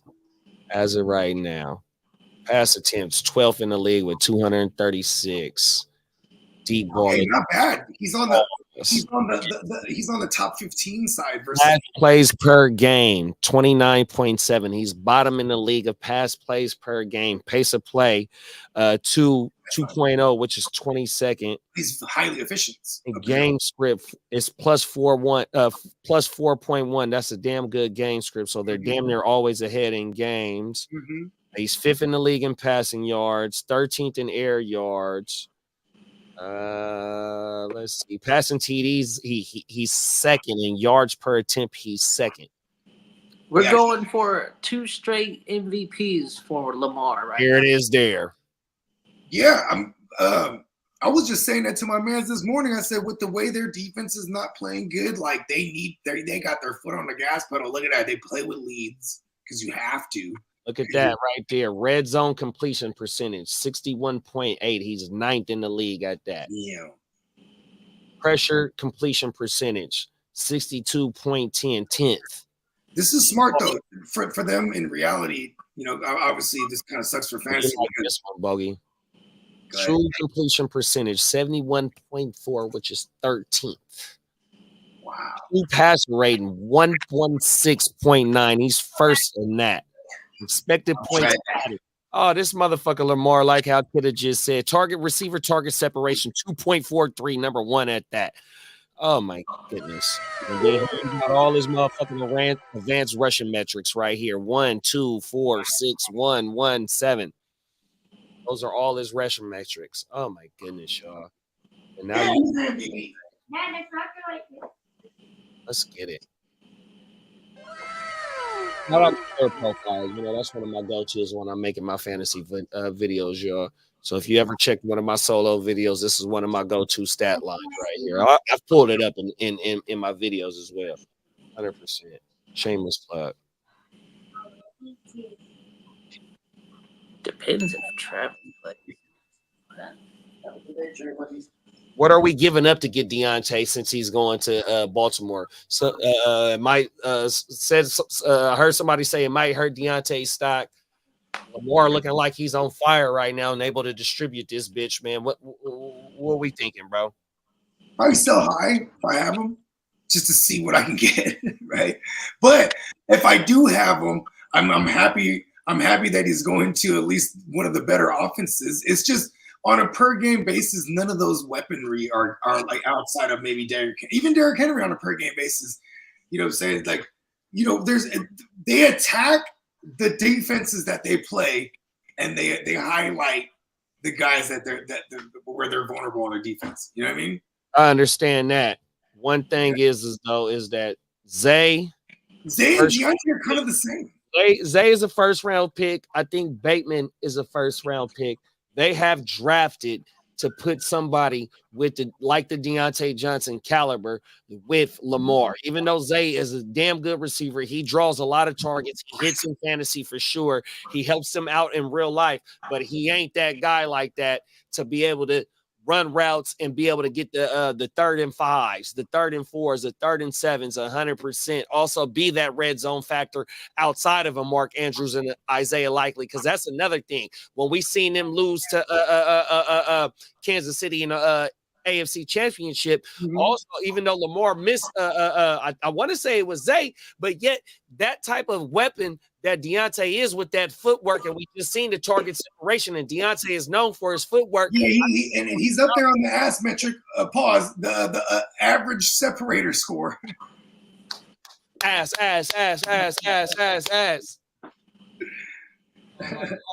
Yeah, I think this is an underrated move right here, bro. I really think this is an underrated move right here, 100%. Even though they ass on the defense, they invested in a Lamar, bro, 100%. I much would rather. I don't think this is a downgrade. This is an upgrade for anybody who has Deontay Johnson. The fact that he's going to be on a team that's trying to win a potential first round bye. Like, the AFC is not they have an opportunity to like fight for positioning, and those games are going to be viable late. Highly crucial. Yeah, we're gonna get the Ravens trying to win. It's a straight up arms race in the AFC. They got do a move, even the Jets for what it's worth. And then now you got the Bengals. They went and swooped on a guy. I mean, the Bengals. Baltimore. Yeah, I guess it is sucky that we only have one team getting a bye, but my bad, chat. My bad. But still, you want to be on the better team with the better quarterback. So Deontay Johnson is on a better team with a better quarterback. It's a much better situation for Deontay. Talk about it. Chicken Goat says, yeah, not gonna lie, I had Waddle, but he was involved in the trade for Jefferson. Tino said, oh, you're right, Gucci. Didn't see Tyra. Oh, yeah, nah, facts. But I mean, it was a point in time where you could start both of them motherfuckers and you was gonna be straight. It was facts. My current is Pacheco for Olave straight up. Olave had a super uptick in targets this week and was able to convert, I think, 8 of them bitches for receptions. I think he had 12 targets for 8 receptions, and I think he had $1. I'm trying to put the spreadsheet right now, 100%. But yeah, 100%. I'm not too mad at that because you are stacked at running back already, bro. Yeah. Breaking news: the Wayans brothers are bringing back the Scary Movie franchise. They brought it back. Are they going to bring in the son? Return to the Scary Movie franchise. The Wayans son? Yeah. Marlon Wayans, maybe. Show out, I heard. I mean, Marlon Wayans. He's a grown man. He can do stuff. Remember what Marlon said about the Scary Movie franchise, right? Harvey Weinstein took it from him. Oh, yeah, that's right. Guy. Weinstein took that motherfucker from him and Sean. Wow. Yeah, and then they put Charlie Sheen in that motherfucker, didn't they? Weird. Well, shout out to Charlie Sheen. You know, we stay winning around this motherfucker. That's my guy. Hey, remember when he was like, all right, fuck it. He came out, he's like, I got the hit. All right, these bitches. He had Denise Richards. Shout out to Charlie. Denise Richards is one of my kid crushes, 100%, man. She's knocked her down. Oh, motherfucker. I'm sure he was going through all sorts of ladies. Oh yeah, you know he was. He had the Charlie's Angels. Yeah. I mean, Charlie Sheen was all the way a fool with it. He even did a show where he basically played himself. They got him dabbing. But he just took the dab. Look at his eyes. Yeah. Look at his mask eye, the eyes on the mask. Oh, shit. I know what you did last summer and Scream. It's flour in that motherfucker. Yeah, it's flour. It's flour. They're just using a torch on flour. Look at his eyes. His eyes. Plaza. That's throwback, man. The fucking they got the pop. His Look thing at on the the Dwayne Wade statue. That motherfucker is terrible. Oh no, Dwayne Wade. Was he one of them ones that was one of them names? That was at the on the party list. Well, not just the party list too, but just like he actually, I think he full on plays. Was he the one that had the baby with what's her name? Anyways, he got all kind of stories about him.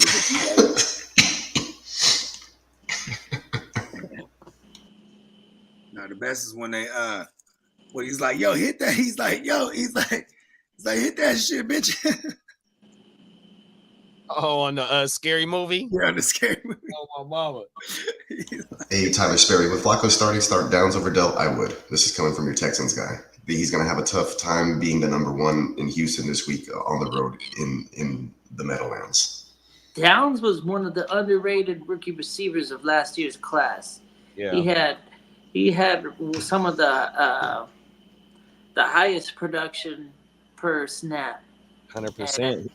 And then this year with Flacco, he's looked like the number one guy over there, to be honest. I want to say he was the third most targeted rookie wide receiver behind Puka and fuck.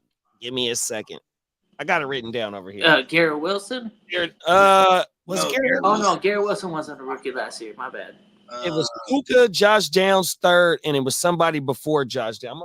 In that class. From my early videos from the off season. And shout out to you, Guccini, is head of our analytics department. Oh, now, bro. Oh my I love that you still write shit down though too. Me, I'll be trying to. 100%. I'm gonna show you right here. Yeah, I was like, I've seen the notebooks in person. Like, oh, he really got the notebooks. It's my book of rhymes. Right? Oh my mama. You ain't lying. Yeah. We don't hate Dell. It's just was it Dell? Oh no. It's a wait and see thing, and I want you to go out there and prove it. It's a matchup on a short week where the Jets defense is vulnerable against the run this year. So I think it's a heavy dose of Sergio Mixon-Lock. You know what I mean? And and then granted, if the Jets can shoot it out with them and put points up for real, which is a crazy big if, but honestly, like Rodgers is one of the better streamers this week because the Texans have been overall giving up some booty to opposing QBs. You know what I mean? Oh, here we go, right here. It was Puka, Zay, Addison, Rashi, and then Josh Downs. So Josh Downs was the fourth most targeted rookie wide receiver last year. I said third. My bad, y'all. Now he was one off. See, look at that. We're very precise. And that was for the Jaden Reed. That was for the Jaden Reed video because Jaden Reed was a rookie last year. So I put in the most targeted wide receivers, the rookie most. My bad. Yeah, man. We need. That's great information though, for real though, because like, you know what I mean, shit like that be translating. You know what I mean? And it's all written down. Hey, 100%, bro. Hey, that's the only way I can remember this shit if I'm writing it or when I'm doing my spreadsheets. That's the only way I can remember. You know what I mean? 100%. Just the numbers. Oh my mama, burnt. Super burnt. I love it. Cause that's how we rock, bro. Come on now. We don't play. Playmakers. Fully assembled. How this is gonna be interesting too, because I know like in my neighborhood it goes down on Halloween. You know, I'm living in the suburbs these days, so it's popping. Like, so like, you know what I mean? And the sun go down already by like six-ish, right? So, you know what I mean? Figure if anything, I might miss. I might be able to start the show that I've been the block real quick. Then my girl and the rest of them, they just take boom the rest of the way. You know what? And then like with the administrators, you know what I mean, we could fire it up on the go. You know what I mean? I might even be on. We might be live on everything. It's so much shit we can run with that Thursday shit, bro. 100%. We can. I'm trying to figure out what I'm gonna be. I think I might be Stunner S. Thompson again for real. I'm gonna just go find me a mask and rock out with my mask. I'll be right back.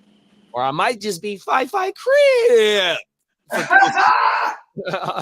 I mean, for Christmas. I said for Christmas. For Halloween, I might be Fight Crib. Free C-Mac, man. So everything. That's who I'm gonna be. I think I'm gonna be C-Mac, bruh. Everything. Free C-Mac. Hopefully he'll give me an interview when he get out, bruh. Oh, everything. I pay. That'll be my first paid interview is for C-Mac on the Heart to Start podcast. Oh, my mama. Max, what we got in this motherfucker, man?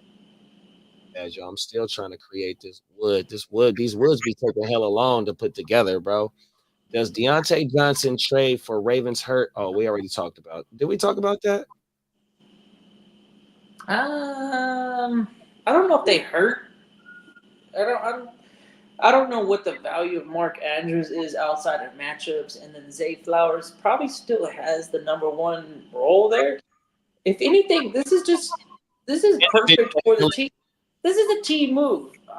I'm not afraid to start any of these guys. We wanted to start Mark Andrews based on matchups, and then Zay Flowers is probably a guy you want to start every week if you have him, unless you're super, super deep and strong wide receiver room. I don't think this hurts any of these guys because we're not starting Mark Andrews every week. And when we do start him, it's because of the matchup, and we're not afraid to shy away from tight end matchups because that's very true in fantasy. And we got, I agree with you on that. And as of lately, Mark Andrews has been showing up as a popping up on the tight end, top tight ends. You know what I mean? So it has. I know it's about goddamn time. 100%, bro. So yeah, Mark Andrews really ain't gonna make or break him. His role is defined.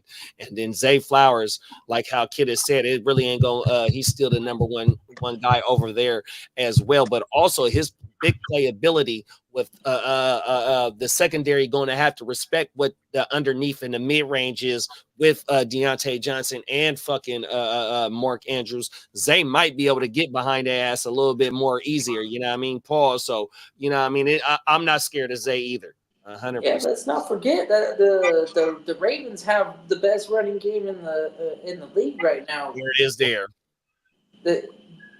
So you can't do extra, right? You're still gonna have to prioritize. If you're a defense, you're gonna prioritize stopping the run. So having another weapon and another dump, not like a dump off, but like a safety valve. So we got Mark Andrews, Deontay Johnson. They like to work underneath, and then Zay Flowers, and then throw out the bait man. If he becomes another guy that can stretch the field, you got two field stretchers, and then two guys that can work underneath, and then the boxes isn't stacked anymore because he got so many weapons on the outside.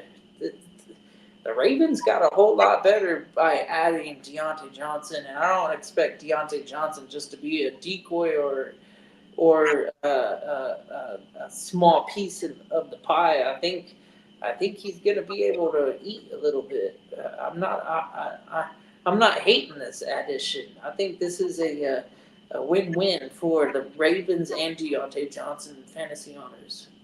And as of right now, the advanced metrics for Zay Flowers, 61 targets, 9th in the league. Target share is 27.2, which is 9th in the league. Target rate, targets per route run, 24.3%, which is 30th in the league.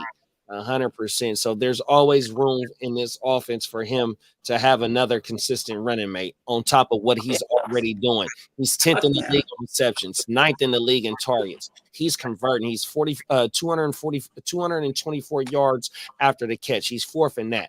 11th in your receiving yards. He only got one TD because he's a banger boom dude. He's not a red zone guy 100%. And I'll let my take off with Deontay Johnson with the footwork and his target separation and the target separation Lamar is bringing to his receivers. We've seen that in Lamar's advanced metrics. So yeah, I'm not scared of the Deontay Johnson on top of what Zay's already doing, and we see it right here with his advanced metric. He's eating. He's just not a red zone target. He's from the 20 to 20, like how we say with some of these running backs. Mm-hmm.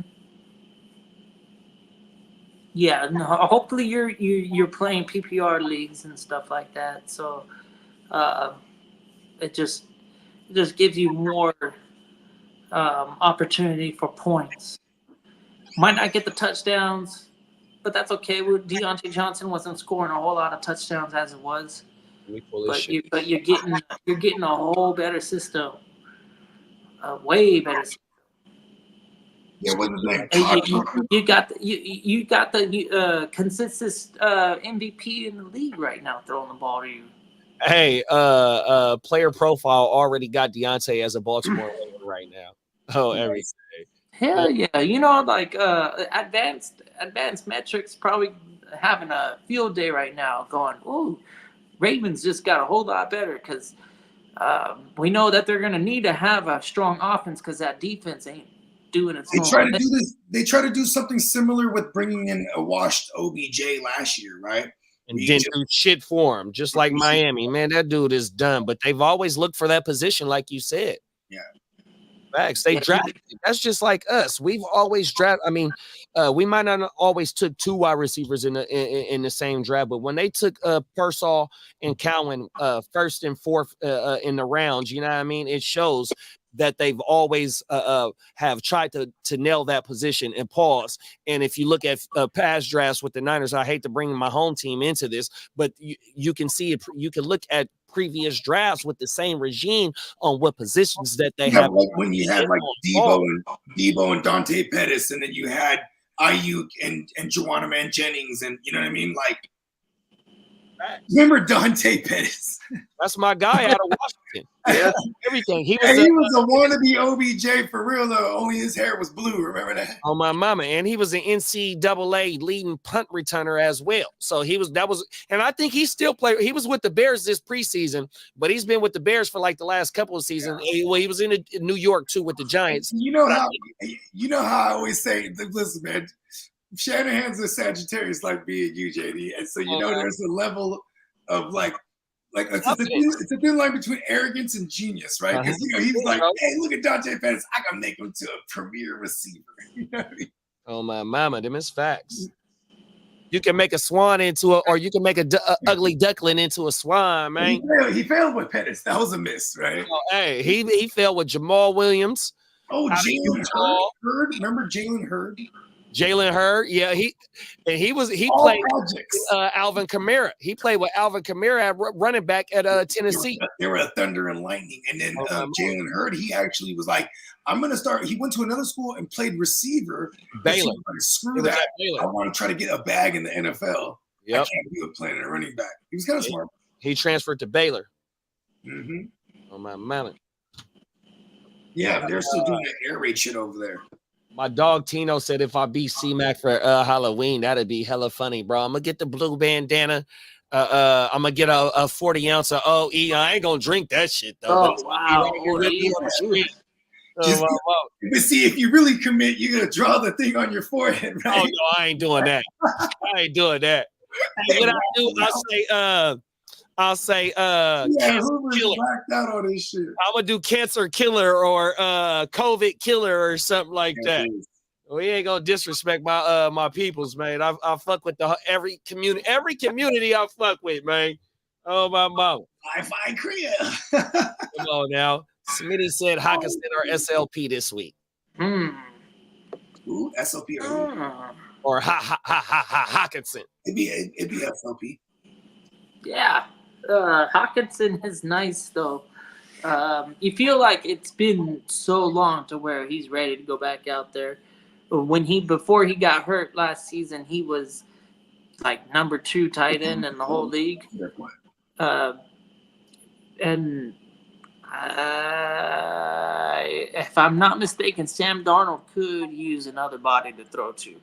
You ain't lying, because Addison Yeah. ain't doing Now shit. they're going to be down Duracell on that offensive line for the rest of the year. So I can see him being a hot read. You know what I mean? Because that you can listen, man.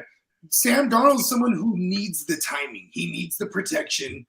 You know what I'm saying? Otherwise, it's all bad when he throws under pressure. It doesn't work out.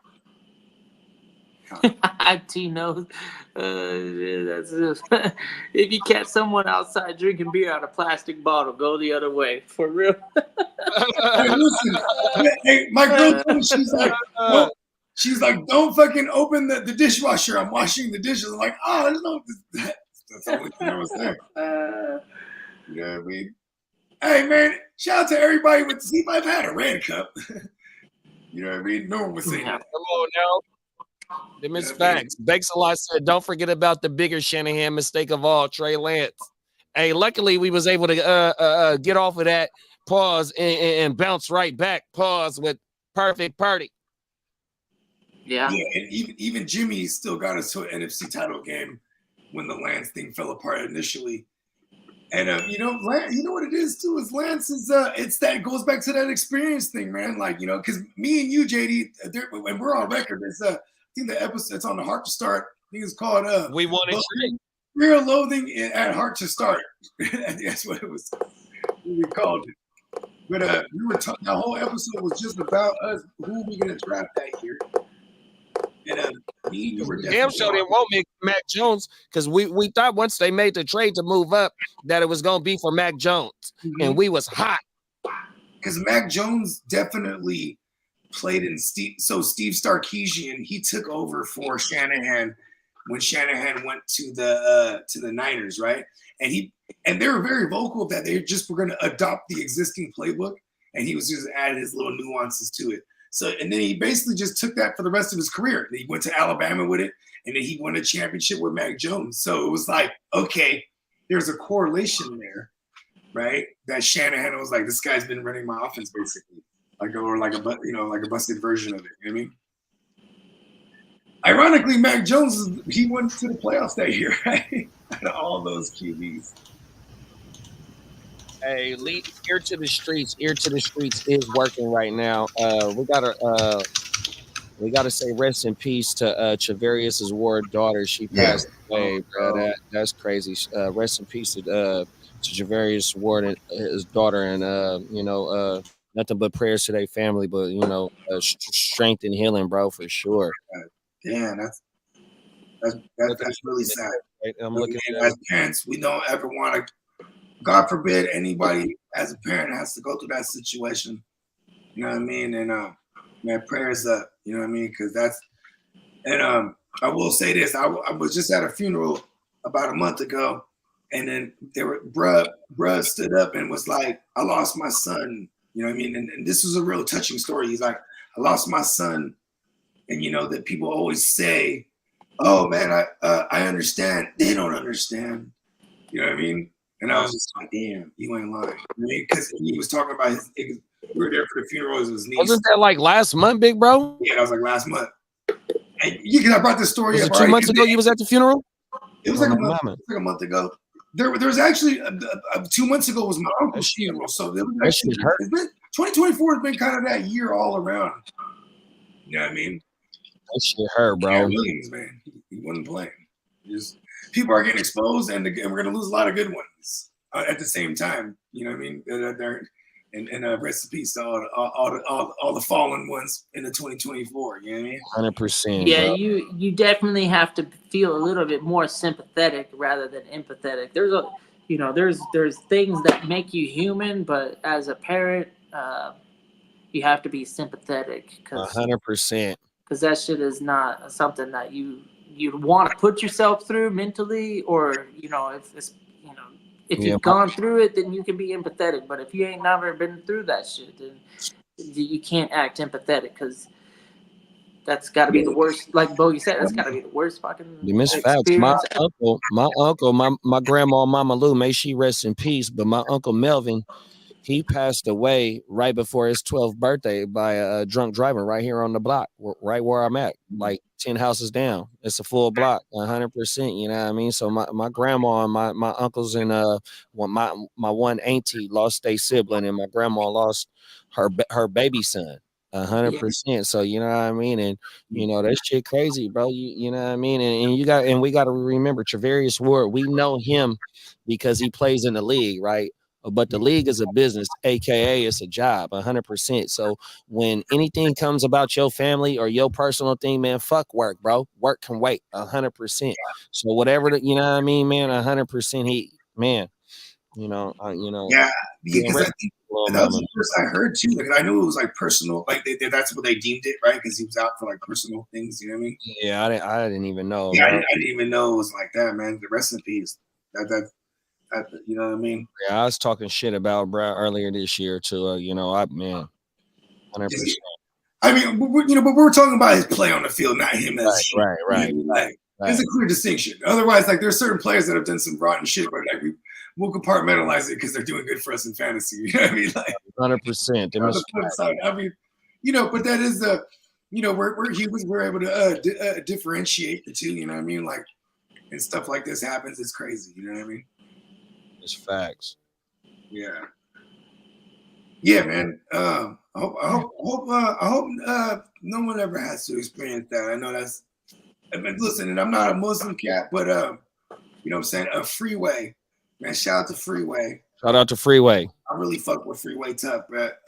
And he always says in here because he had lost a couple kids, bro. And yeah, bro, it's sad. And like he almost lost his life too. He had to get a kidney transplant and like all kind of shit, bro. But anyways, he always said Muhammad lost his kids, like 6 of them. You know what I mean? So he would be like, and I'm not gonna put my, because of his faith. I was like, oh, that's kind of deep, because you know what I mean. I mean, it's something that even you just don't ever. I don't think you ever get over it. I got an auntie. It would have been my cousin. She would have been older than me. You know what I mean? But they always tell stories about her. She passed when she was like 3. You know what I mean? And like, I think I was supposed to have like an older brother, something like that. But you know what I mean? Yeah, man. My experience early in my 20s when I had my accident, I think it was 7 days to the date. My boy Don Deasy, he ended up going away to the homeland. May he rest in peace. And the last day I talked to him, he was on his. They were supposed to, it was a few of them. Shout out to my brother Manchi. We all ran together and whatnot. But Don, they was out to eat, and they wasn't. They said they was gonna come pull up in the hospital when I was in the hospital. But you know how shit goes on, and how the day goes on. But that was my last time talking to my bruh, and like I said, it was about 7 days. 2005 for my community. It was a lot of us that had accidents. I ain't gonna, y'all know what I'm talking about. But yeah, I'm telling you, bro, this shit is real, bro. And every year, you know what I mean? I can go back to my prior experience, but every year, every month, you know what I mean, every fucking day, you know what I mean? And that's why it just shows you how real this shit is, man. And it just shows you how much even when it's not super life-threatening like type shit, just the days of the troubles of the days. And when we fire this motherfucker up, man, you come in this motherfucking, we keep this bitch lit with a upbeat like type vibe like type motherfucker. Yeah, you know what I mean? If we could be any kind of outlet or like bro, like a good distraction from, you know what I'm saying? Like, like it's dope when someone goes, oh man, I'll be fucking with y'all and do my work shift. You know what I mean? Because it's like, you know what I mean? Or you know what I mean? If you know what I mean? Just some of the cats that we've been rocking with, like Dennis. You know what I mean? Like we got real close to Dennis, and he had shared like certain things in his life. You know what I mean? And you just want to know. But we got that cool that he started sharing with us. You know what I mean? Because he is also a parent that has children that are fighting terminal illnesses. You know what I mean? Like, and that's something that I would never be able to fathom. But if I can give any kind of positive distraction while he goes about his day. You know what I mean? Cool. You know what I mean? Because I'm like, I'm gonna put some smile on somebody's face or make your ass laugh. Oh, everything. yeah, you know what I mean? Buckets of food. You know what I mean? My brother.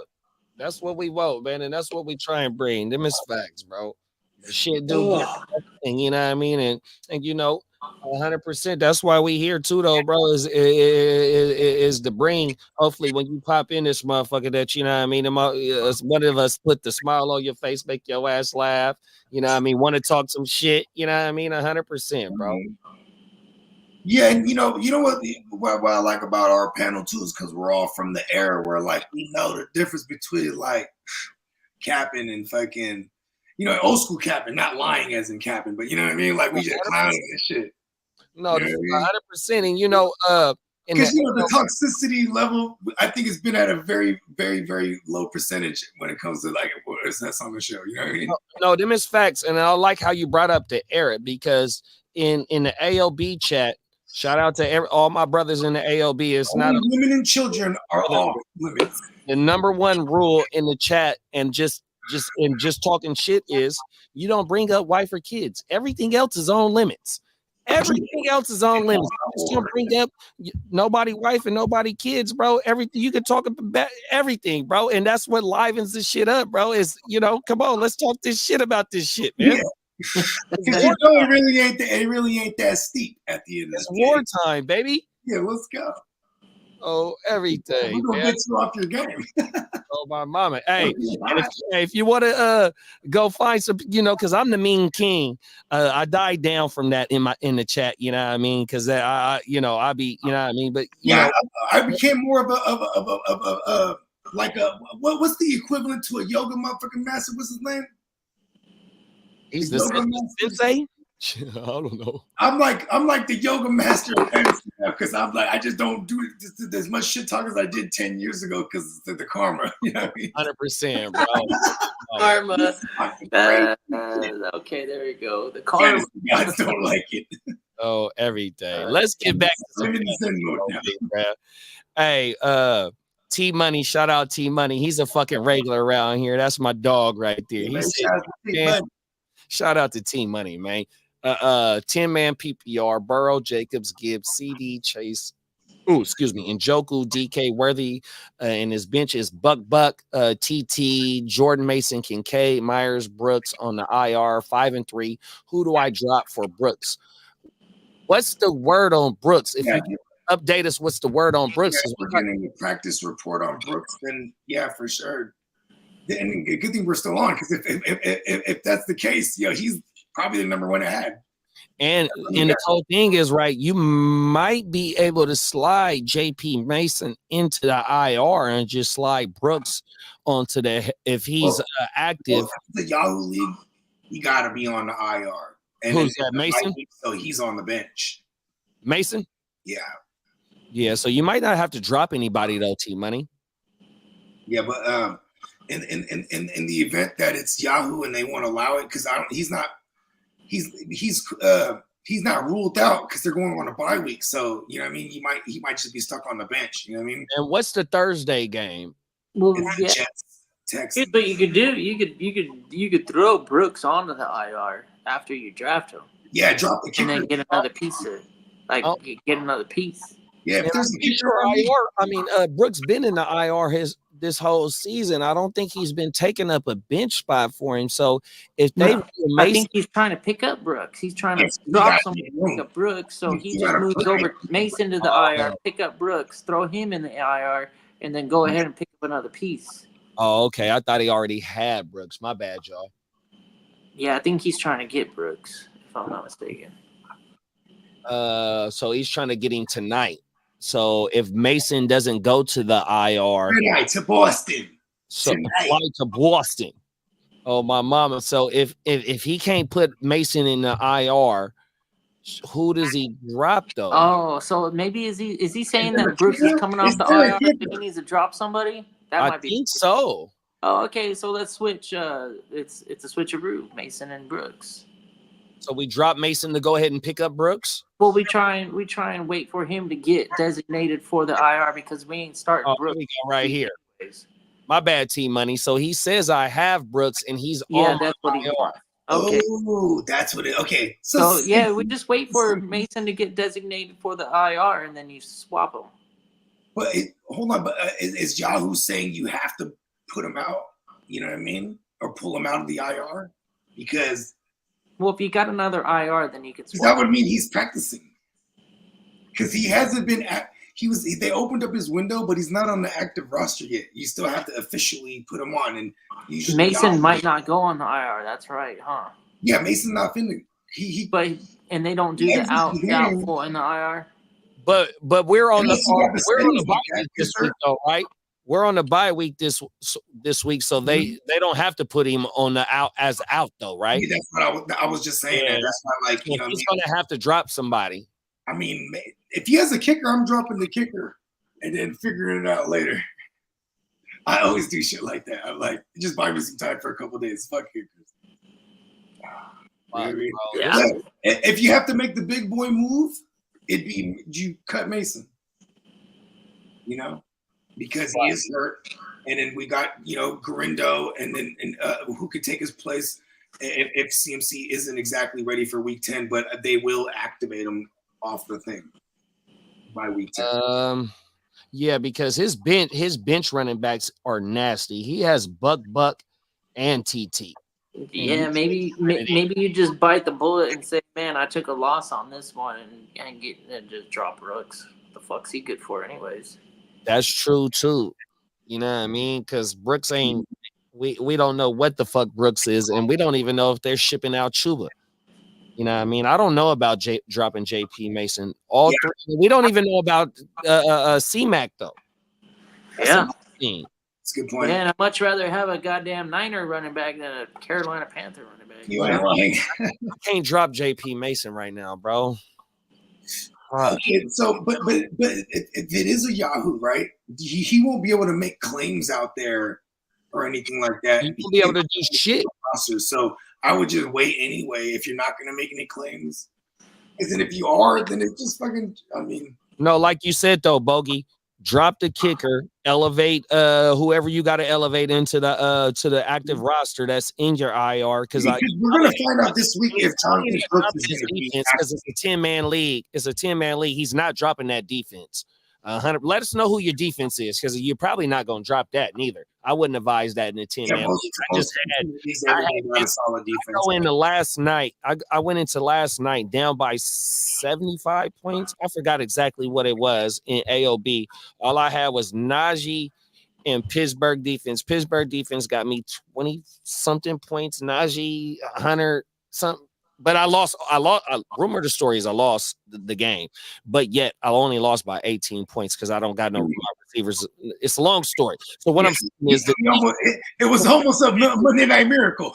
100%, and it's a 10-man league, and I think he's playing a team defense. And there's team defenses that you do not want to drop. Like I got Pittsburgh on the bye. I'm not dropping them. I'm not, bro. And I got Boswell. I hate to drop Boswell, but I'm gonna have to drop Boswell because I got to elevate somebody out of the practice squad until DK gets ruled out or not as well. And I had Juju in an IR spot, and I definitely don't want to let go of Juju right now. Yeah, I dropped old Boswell. I had to, but then the same thing. I got to move fools in and out of IRs and shit.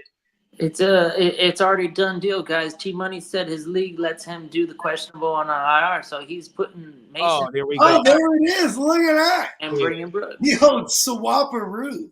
Yeah. This shit, bro. All right, guys. I can't do it anymore. I've been yawning for like 30 minutes, dude. I'll see you next time. Thursday, fucking Thursday night football. 100%. Yep. All right, man. Fella, Gang Green in the building, y'all. Yeah. Shadow said Hurts or Jackson this week.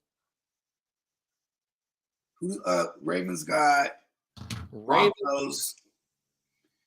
Damn it. And then the Hurts got Eagles is at, give me 2 seconds. We got the Eagles at Jacksonville. Ooh, good. It hurts. It's almost just because the 32 ranked secondary against Jalen Hurts. Let's go. Let's pull it up for him. it's it's kind of hard to get off the Jackson play. You have good problems here, and if I'm just basing on the matchup and the weaponry, it's going to be Jalen Hurts here. Maybe the level of I feel like that's a lower scoring game. The Broncos. Do we feel like that? And what I shared is Jacksonville 39.11 points given up to the wide receiver position this year. They are bottom 4. You can see Minnesota, Baltimore, Detroit, and then Jacksonville. 4 now. Okay, so yeah, let's go. Yeah, for 100%, big bro. Oh my God. We still like it. 100%. Give me Jalen this week, bro. Oh my mom. Yeah, splitting hairs though, right? 100, no facts, 100%. And on top of this, that you're getting a rushing floor from both of these quarterbacks as well. Mm-hmm. And 100% when it comes to like if they're down there on a 1, like you can almost guarantee they're just gonna give it to Jalen Hurts on the tush push. You know what I mean? Oh no. Like he just does it. He kind of pisses me off when I'm down there and I got AJ and Devontae Smith. I'm like, I'm talking about one of the motherfuckers. Your Saquon shares. Yeah, right. And I got a shitload of goddamn Hurtses too. So it's like, I'm like, all right, fuck it. It's all good. Peacock said happy 25th birthday to Tank Dell, man. HBD, bro. Let's go, baby. We made it. Nico Collins will miss TNF against the Jets, but he'll be eligible to return week 10 versus the Lions. Okay. I love it because they could activate him off the IR. And that would be a good sign too, because they're only going to activate him if he's going to be ready. And we need him against the Lions. The Lions aren't that good. That's why they're in their secondary. That's why they're in those shootouts routinely. That's why their whole plan on the screen, like keep the offense off the field with the run game.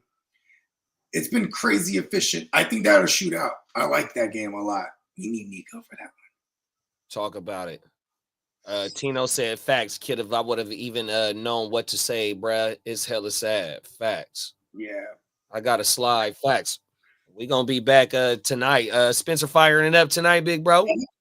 Yep. And I think we'll have me and Blake again for the in my humble opinion. Shout out to BWB, man. Blitz with Blake. With Blake, you know what I mean? And yeah, be sure to just look out for tonight, the Guru Nation Power Hour. 100%.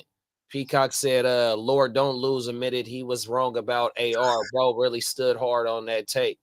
Yeah. Max. He really did. He says he'll be the number 1. Ha-ha. Chase said, just got offered Tank Dell and Connor for Jacobs. I'm 2-6. You need depth. I say take it. You need depth chasing that league.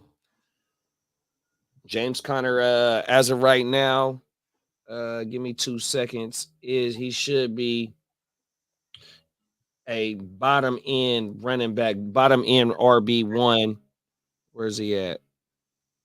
Oh, I take that back. He's a bottom end RB2 right now. He's the RB 20th right now. RB 20 on everything. But to go ahead and bring in Tank Dell and Jacob, to bring in Tank Dell and Connor for him, 100%. I need depth. I got to shake something up. Texans quarterback CJ Sprout speaks on losing Stephon Diggs. I feel really bad for him. He was having the best time playing football in his career. That's what he told us. AR quit on the Colts. He says he was too tired to play. Texans DL Will Anderson says he's never seen a quarterback tap out of a game. I think it's a testament to the defense, man. Whoa. Shout out to the Texans defense. The G&W got screwed, fellas. Travis and Jason Kelce have been named people's fuck them. We're the GWN cash facts. Come on, Lee. Let's go. My Lee lets me. There it is there. So I'll do that move 100%. Heartbreaking, yeah. Facts. Rest in peace to little mama, man. I've been streaming defenses. Oh, okay. Yeah, that's what we do. Oh, shout out to Bray. Oh, excuse me. My bad, Peacock. I'm scared for Thursday. The Jets ass field is hot. You ain't lying for sure. They are. Yeah, that's crazy. But Sergio Mix-a-Lot, you know what I mean? run all over them. They're gonna be without C.J. Mosley again because it was actually even hurting them when they were trying to force him back in there, all hurt and shit. I like it. I like their chances here. Come on now. Mm-hmm. Like just for reality purposes too. We got Bay Rock in the building. My first time seeing you around here, big bro. Good looking for tapping in this afternoon, man. 100. Shout out to the Bay. Bray, my bad. Bray. Shout out to the Bray. 100%. Should I trade GW James Cook for CD? My RBs will be CMC, JT, and Ramondre. My receivers will be CD, DK, Puka, and D Hop. Hell yeah. I'll do that, and then I will go see if Garendo's available. Also, now we'll have a free spot.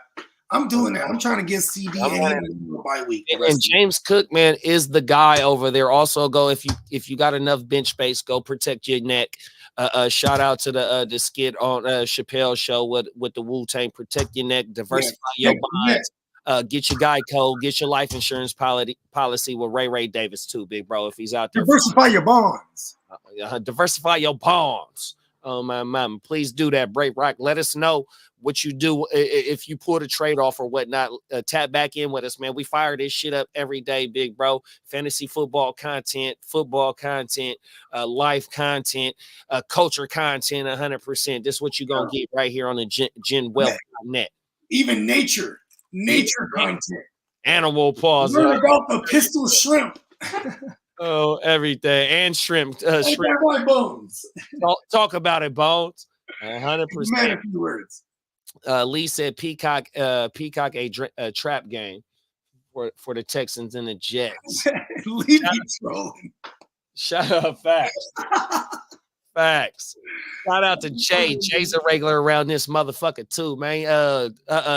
Even though it's the afternoon, top of it to you, big bro. He say he got Olave, Dale, Bigsby, Jacoby, Shakir, Hopkins. I need 2 wide receivers and flex one. So Olave's in there because he's going against Carolina, and we have the potential of Derek Carr back. Even without him, I still would play Olave because of the matchup. So whether he's the flex or one of the receivers, what else? What are you thinking here? For sure, Shakir's been hot the last 2 weeks in that offense as well. 100%. I'm gonna fire up Shakir. I'm definitely not sitting him. Is that what we're doing now? Khalil Tupac Shakur. Come on now, that's what it is. Tupac Shakir. That's what it is, bro. Everything. Facts. I like that. Everything. And Buffalo has to keep their foot on the necks against Miami. So yeah, I'm fucking with Shakir, bro. Shakir done popped up back-to-back weeks. You ain't lying. Everything. Olave. We got Olave. We got Tank Dell, Bigsby, Jacoby Myers, Shakir, Hopkins, and he needs three out of these: 2 wide receivers and 1 flex. Tank thing, man. It's like on paper. He takes that back. Okay, he takes that back. He said he needs 1 wide receiver and 1 flex out of those people. I think that's him. So that makes it a little bit harder. Olave, Dale, Bigsby, Myers, Shakir, Hopkins. It's also like, okay, if there was ever a must win, it's for the Jets, right? And this is, if I'm going to put some logic to Lee trolling that it's a trap game, it's because the Jets this is like their season right here, right? And then it's the perfect time to catch them because now they're going to be without a Diggs, obviously no Nico, and it's just Tank. And Sauce he got burned a few times this year. You know what I mean? But he's also been playing banged up. It's kind of hard to get off the Tank play, bro. Yeah, it's. I think I'm in a situation. I think I'm in a situation where if they rule out DK, I'm forced to play Tank in this role 100%. And it looks like DK, if we get him practicing on a Wednesday or at least a Thursday, then it's like he's trending because they didn't think it was going to be a multi-week issue. So you wanna roll with Olave and I'm okay with Shakir, but in order it would be Olave, Tank and Shakir for me. So it would be Tank and Shakir for me. I mean, Tank and Olave. Tank Dell, because they got Bigsby as well. And Jacksonville is at Philadelphia. What is Philadelphia at with the running back position? Let me go. They abandoned the run too a lot. You know what I mean? Oh, excuse me, wrong one. Points adjusted. Philly is 6 at 19.07. They the 6th lead. So Philly they top 10 and not giving up points to the RB. So you might want to sit Tank Bigsby for sure. Oh, it's not Tank Dell, it's Tank Bigsby. No, he got both of them. Oh, you got the Tanks over there. So I wanted to just go look at the matchup of the running back matchup that Tank, the defense that Tank was. Yeah, they're top 10 against the run right now. So we giving up fantasy production. So as of right now, Big Bro said you said Olave, Dale, and in that order for me. Yeah, I ain't mad at that. And because it's hard to make a case for Hopkins. Like it's just like, but this is a good matchup for him too, though. You know what I mean? Yeah, and then what if they activate Juju too, though? You know, exactly. See, Tampa's, they're gonna get got by Kelsey this week. That's the mismatch that should be in play here. You know what I mean? It's gonna be harder to run. Kareem Hunt and whoever the fuck else they're gonna run. They're gonna have a tough go at it with like Vita Vea and all that. You know what I mean? Shout out to the All-in-One show. Trade Flowers could possibly package Kittle or Kelsey. Trade Flowers. Okay.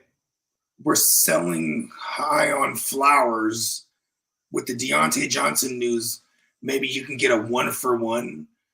So he says he could throw in one of them tight ends. So yeah, I'm always gonna go after a big dog, right? Like, and in this case, you might need to be a little more reasonable. So maybe realistically, you can get like a Terry McLaurin. You know what I mean? If you're gonna package it up, then you probably would if you want to go after a bigger piece, like let's say for another wide receiver, Nabbers. Maybe we go after a Nabbers. Who else is in that range? Maybe go after a Nico right now, and I would wait a week. If I can buy, you might even be able to give up Flowers just for Nico straight up. If I can do that, I'm doing that instead of giving up Kittle or Kelsey. But if you want to give up Kittle or Kelsey, though, I'd rather have Kelsey. You call me crazy. It's just because also like I'd have him this week and the rest of the way because he already had the bye week. You know what I mean? Versus like, okay, if I could ship off Kittle on his bye week and then net me a Nico Collins, because obviously he might be a little worried about the Zay Flowers with Deontay Johnson there, as you should. So I'm trying to cash out on Zay Flowers right now. Yeah, and Zay is WR16 as of right now. So, you know what I mean? You might be able to bite on somebody that's a lower level team with a higher piece that doesn't have a good record right now and give them a little bit of depth right now, because with the scarcity of the tight end position, and you do hold 2 good tight ends right now. Yeah, you ain't lying. Peacock said down Nico Diggs, down both starting LBs. Texans probably lose the game given setup. Mm-hmm. New York is a 2-point favorite, so not in the realm of trap games. Wow, they got them favored? I didn't know that shit. Why in the? I mean, I guess excuse me. Is a 2. Yeah, is a 2.2 minus or minus. Oh, okay. So Texans are favored on the road. It was back. My bad. Field goal. Yeah. Okay. -2. Interesting. I think Texans cover that. Cover the 2. They're gonna go ahead and win by 3. D'Amico Ryan's got the formula for Aaron Rodgers, bro. 100%. Showed in playoff games. The linebackers are important, though. That's why he pointed it out. Like, maybe we get H2O back. You know what I mean? Yeah, but yeah, that is because then they're just going to go over the middle like crazy. Either way, this is gonna be a good game. Halloween game, boy. Halloween. Ooh, the Houston Huddle this week is on Devil's Night. Peacock said H2O not expected to return this week. Freezy said 10-man PPR flex to James Conner and McLaurin. Oh, wait, 10-man PPR 2 flex. James Conner and McLaurin for Saquon. I like James Conner and McLaurin. For the sake of getting a guy like Saquon and you have him the rest of the way because he already had his bye week. Okay, I get that. And it is a 10-man, so that means he's probably fairly stacked. So this is kind of what you do, tier up. But I like having a piece. I like having the number one option for JD, a Commander JD5, and James Conner's a dog. Yeah, so you're saying stay put. Mm-hmm. Stay put. Saquon, I get it. It's a 10 team, so that is kind of the rule. Consolidate up, but depth, man. People dying left and right. You know what I mean? The depth is what's going to get you championships this year. You know what I mean? So I haven't really, and you know me, I'm the biggest advocate for doing the 2-for-1s and being the guy that's sending the 2 and consolidating down and just running the risk of having no depth. You know, Peacock. He said H2O is expected to return. My bad, Peacock. Yeah. My bad, bro. Throw the sunglasses. He's gonna have the sunglasses on under the helmet. Come on now. He's cool, as they say in Northern Cali. The stunners. He was cooming with the stunners. Tino said -2 is a pick and might as well take the money line, get the juice. All in one show say, what about St. Brown for Jacobs and Flowers? I don't want it. I do. If I'm trading Jacobs and Flowers, give me St. Brown. Where's his? Oh, hold on. Are we sending St. Brown? Because if I'm getting St. Brown, I'm probably doing that. You know what I mean? Because he said he got trade Flowers and could possibly package Kittle and Kelsey. So I thought he has Flowers. Yeah. Let's go get St. Brown. If Flowers is on his team and he can give up Jacobs and Flowers for St. Brown, yeah. I don't know if that's what it is. Let me go grab something real quick. Yeah. And I'm definitely doing the St. Brown because that's aiming high. I love that. And this is actually a small little pocket of time right now because you got to play the stock market where St. Brown's coming off of 2 catches. Yeah, one of them was a touchdown, but it's like, you have, there might be a little bit of annoyance there and someone can go and get a net them a Jake. You might even be able to just do Jacob straight up. I ain't gonna lie. 100%. But yeah, I'm in a 10 team.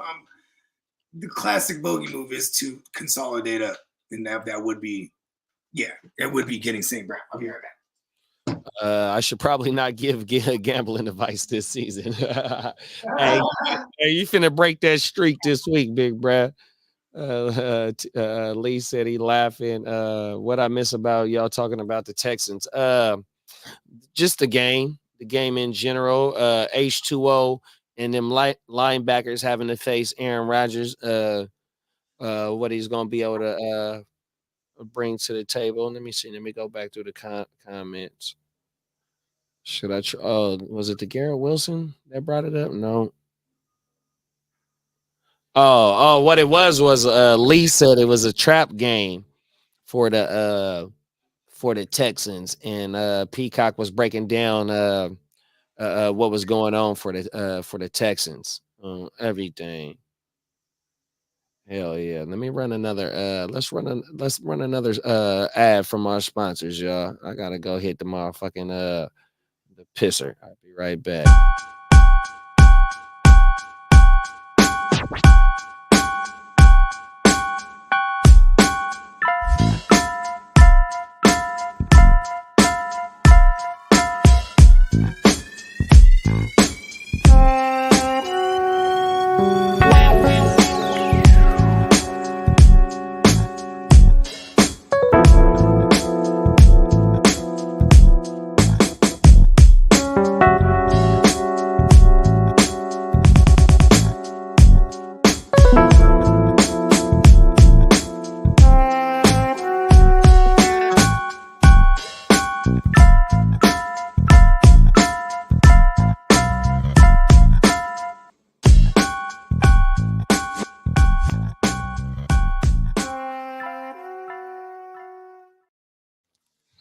Yes, sir. Yes, sir. NeonPeacockMerch.com. Y'all know what time it is. Go ahead and go slide over there. Enter your email. Get locked in, man. Find out what he got cooking up over there, man. Get whatever you want. He'll be able to cook that shit up for you, man. Just stay tapped in with Big Bro, man. 100%. I like betting the Texans this week. Watch my gamblers move that line too. Move the line to -4. All money going on the Texans. Feet's on next. Go ahead and end New York's season, huh? Everything. Pick you up at 2. Oh, everything. Come on, man. But yeah, though, man. We're gonna get this shit cooked up for y'all about that giveaway, man. 100%. We gotta get the just a whole little like type like promo for that motherfucker and with the links and all that shit. That way it make it a whole lot easier for everybody to get entered to that motherfucker, man. Oh my mama. My bad, I'm over here. I don't want to put the medicine on camera. New York got a lot of gamblers. You damn right. That's what is that shit is the FanDuel and all that the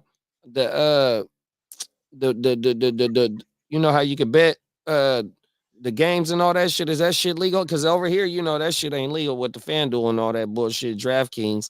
Is New York one of them states you could do that shit in?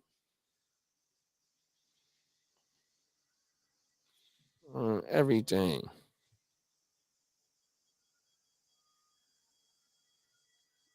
One of the reasons why they don't want to let us do it because the Indian casinos and the other casinos, they don't want that shit. They want their hand in that shit. They don't want just the motherfucking apps to be able to do that shit if they can't do it. Yeah, I know it ain't legal in Cali for sure. Oh my mama, yeah, I don't know how it is in New York. I had to ask Slim about that shit.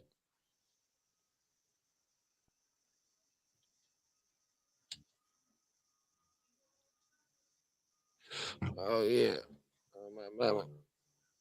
Let me see what else we got. Let me look on this good. What else?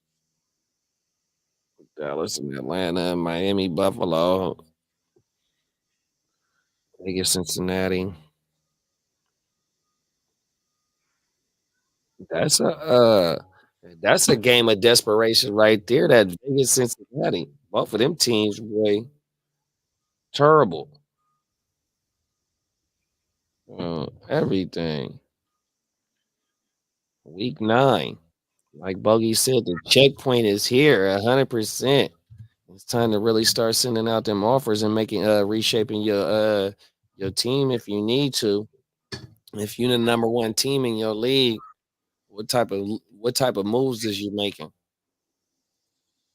Everything.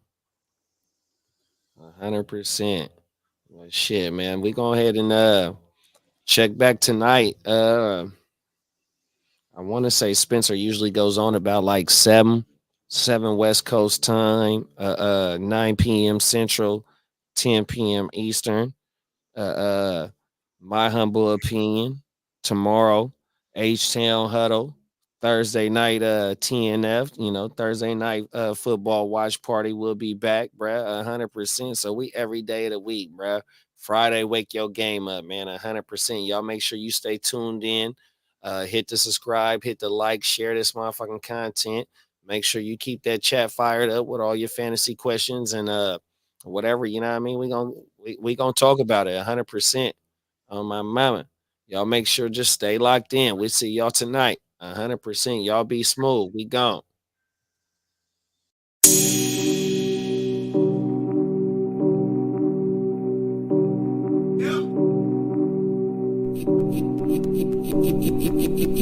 Eureka.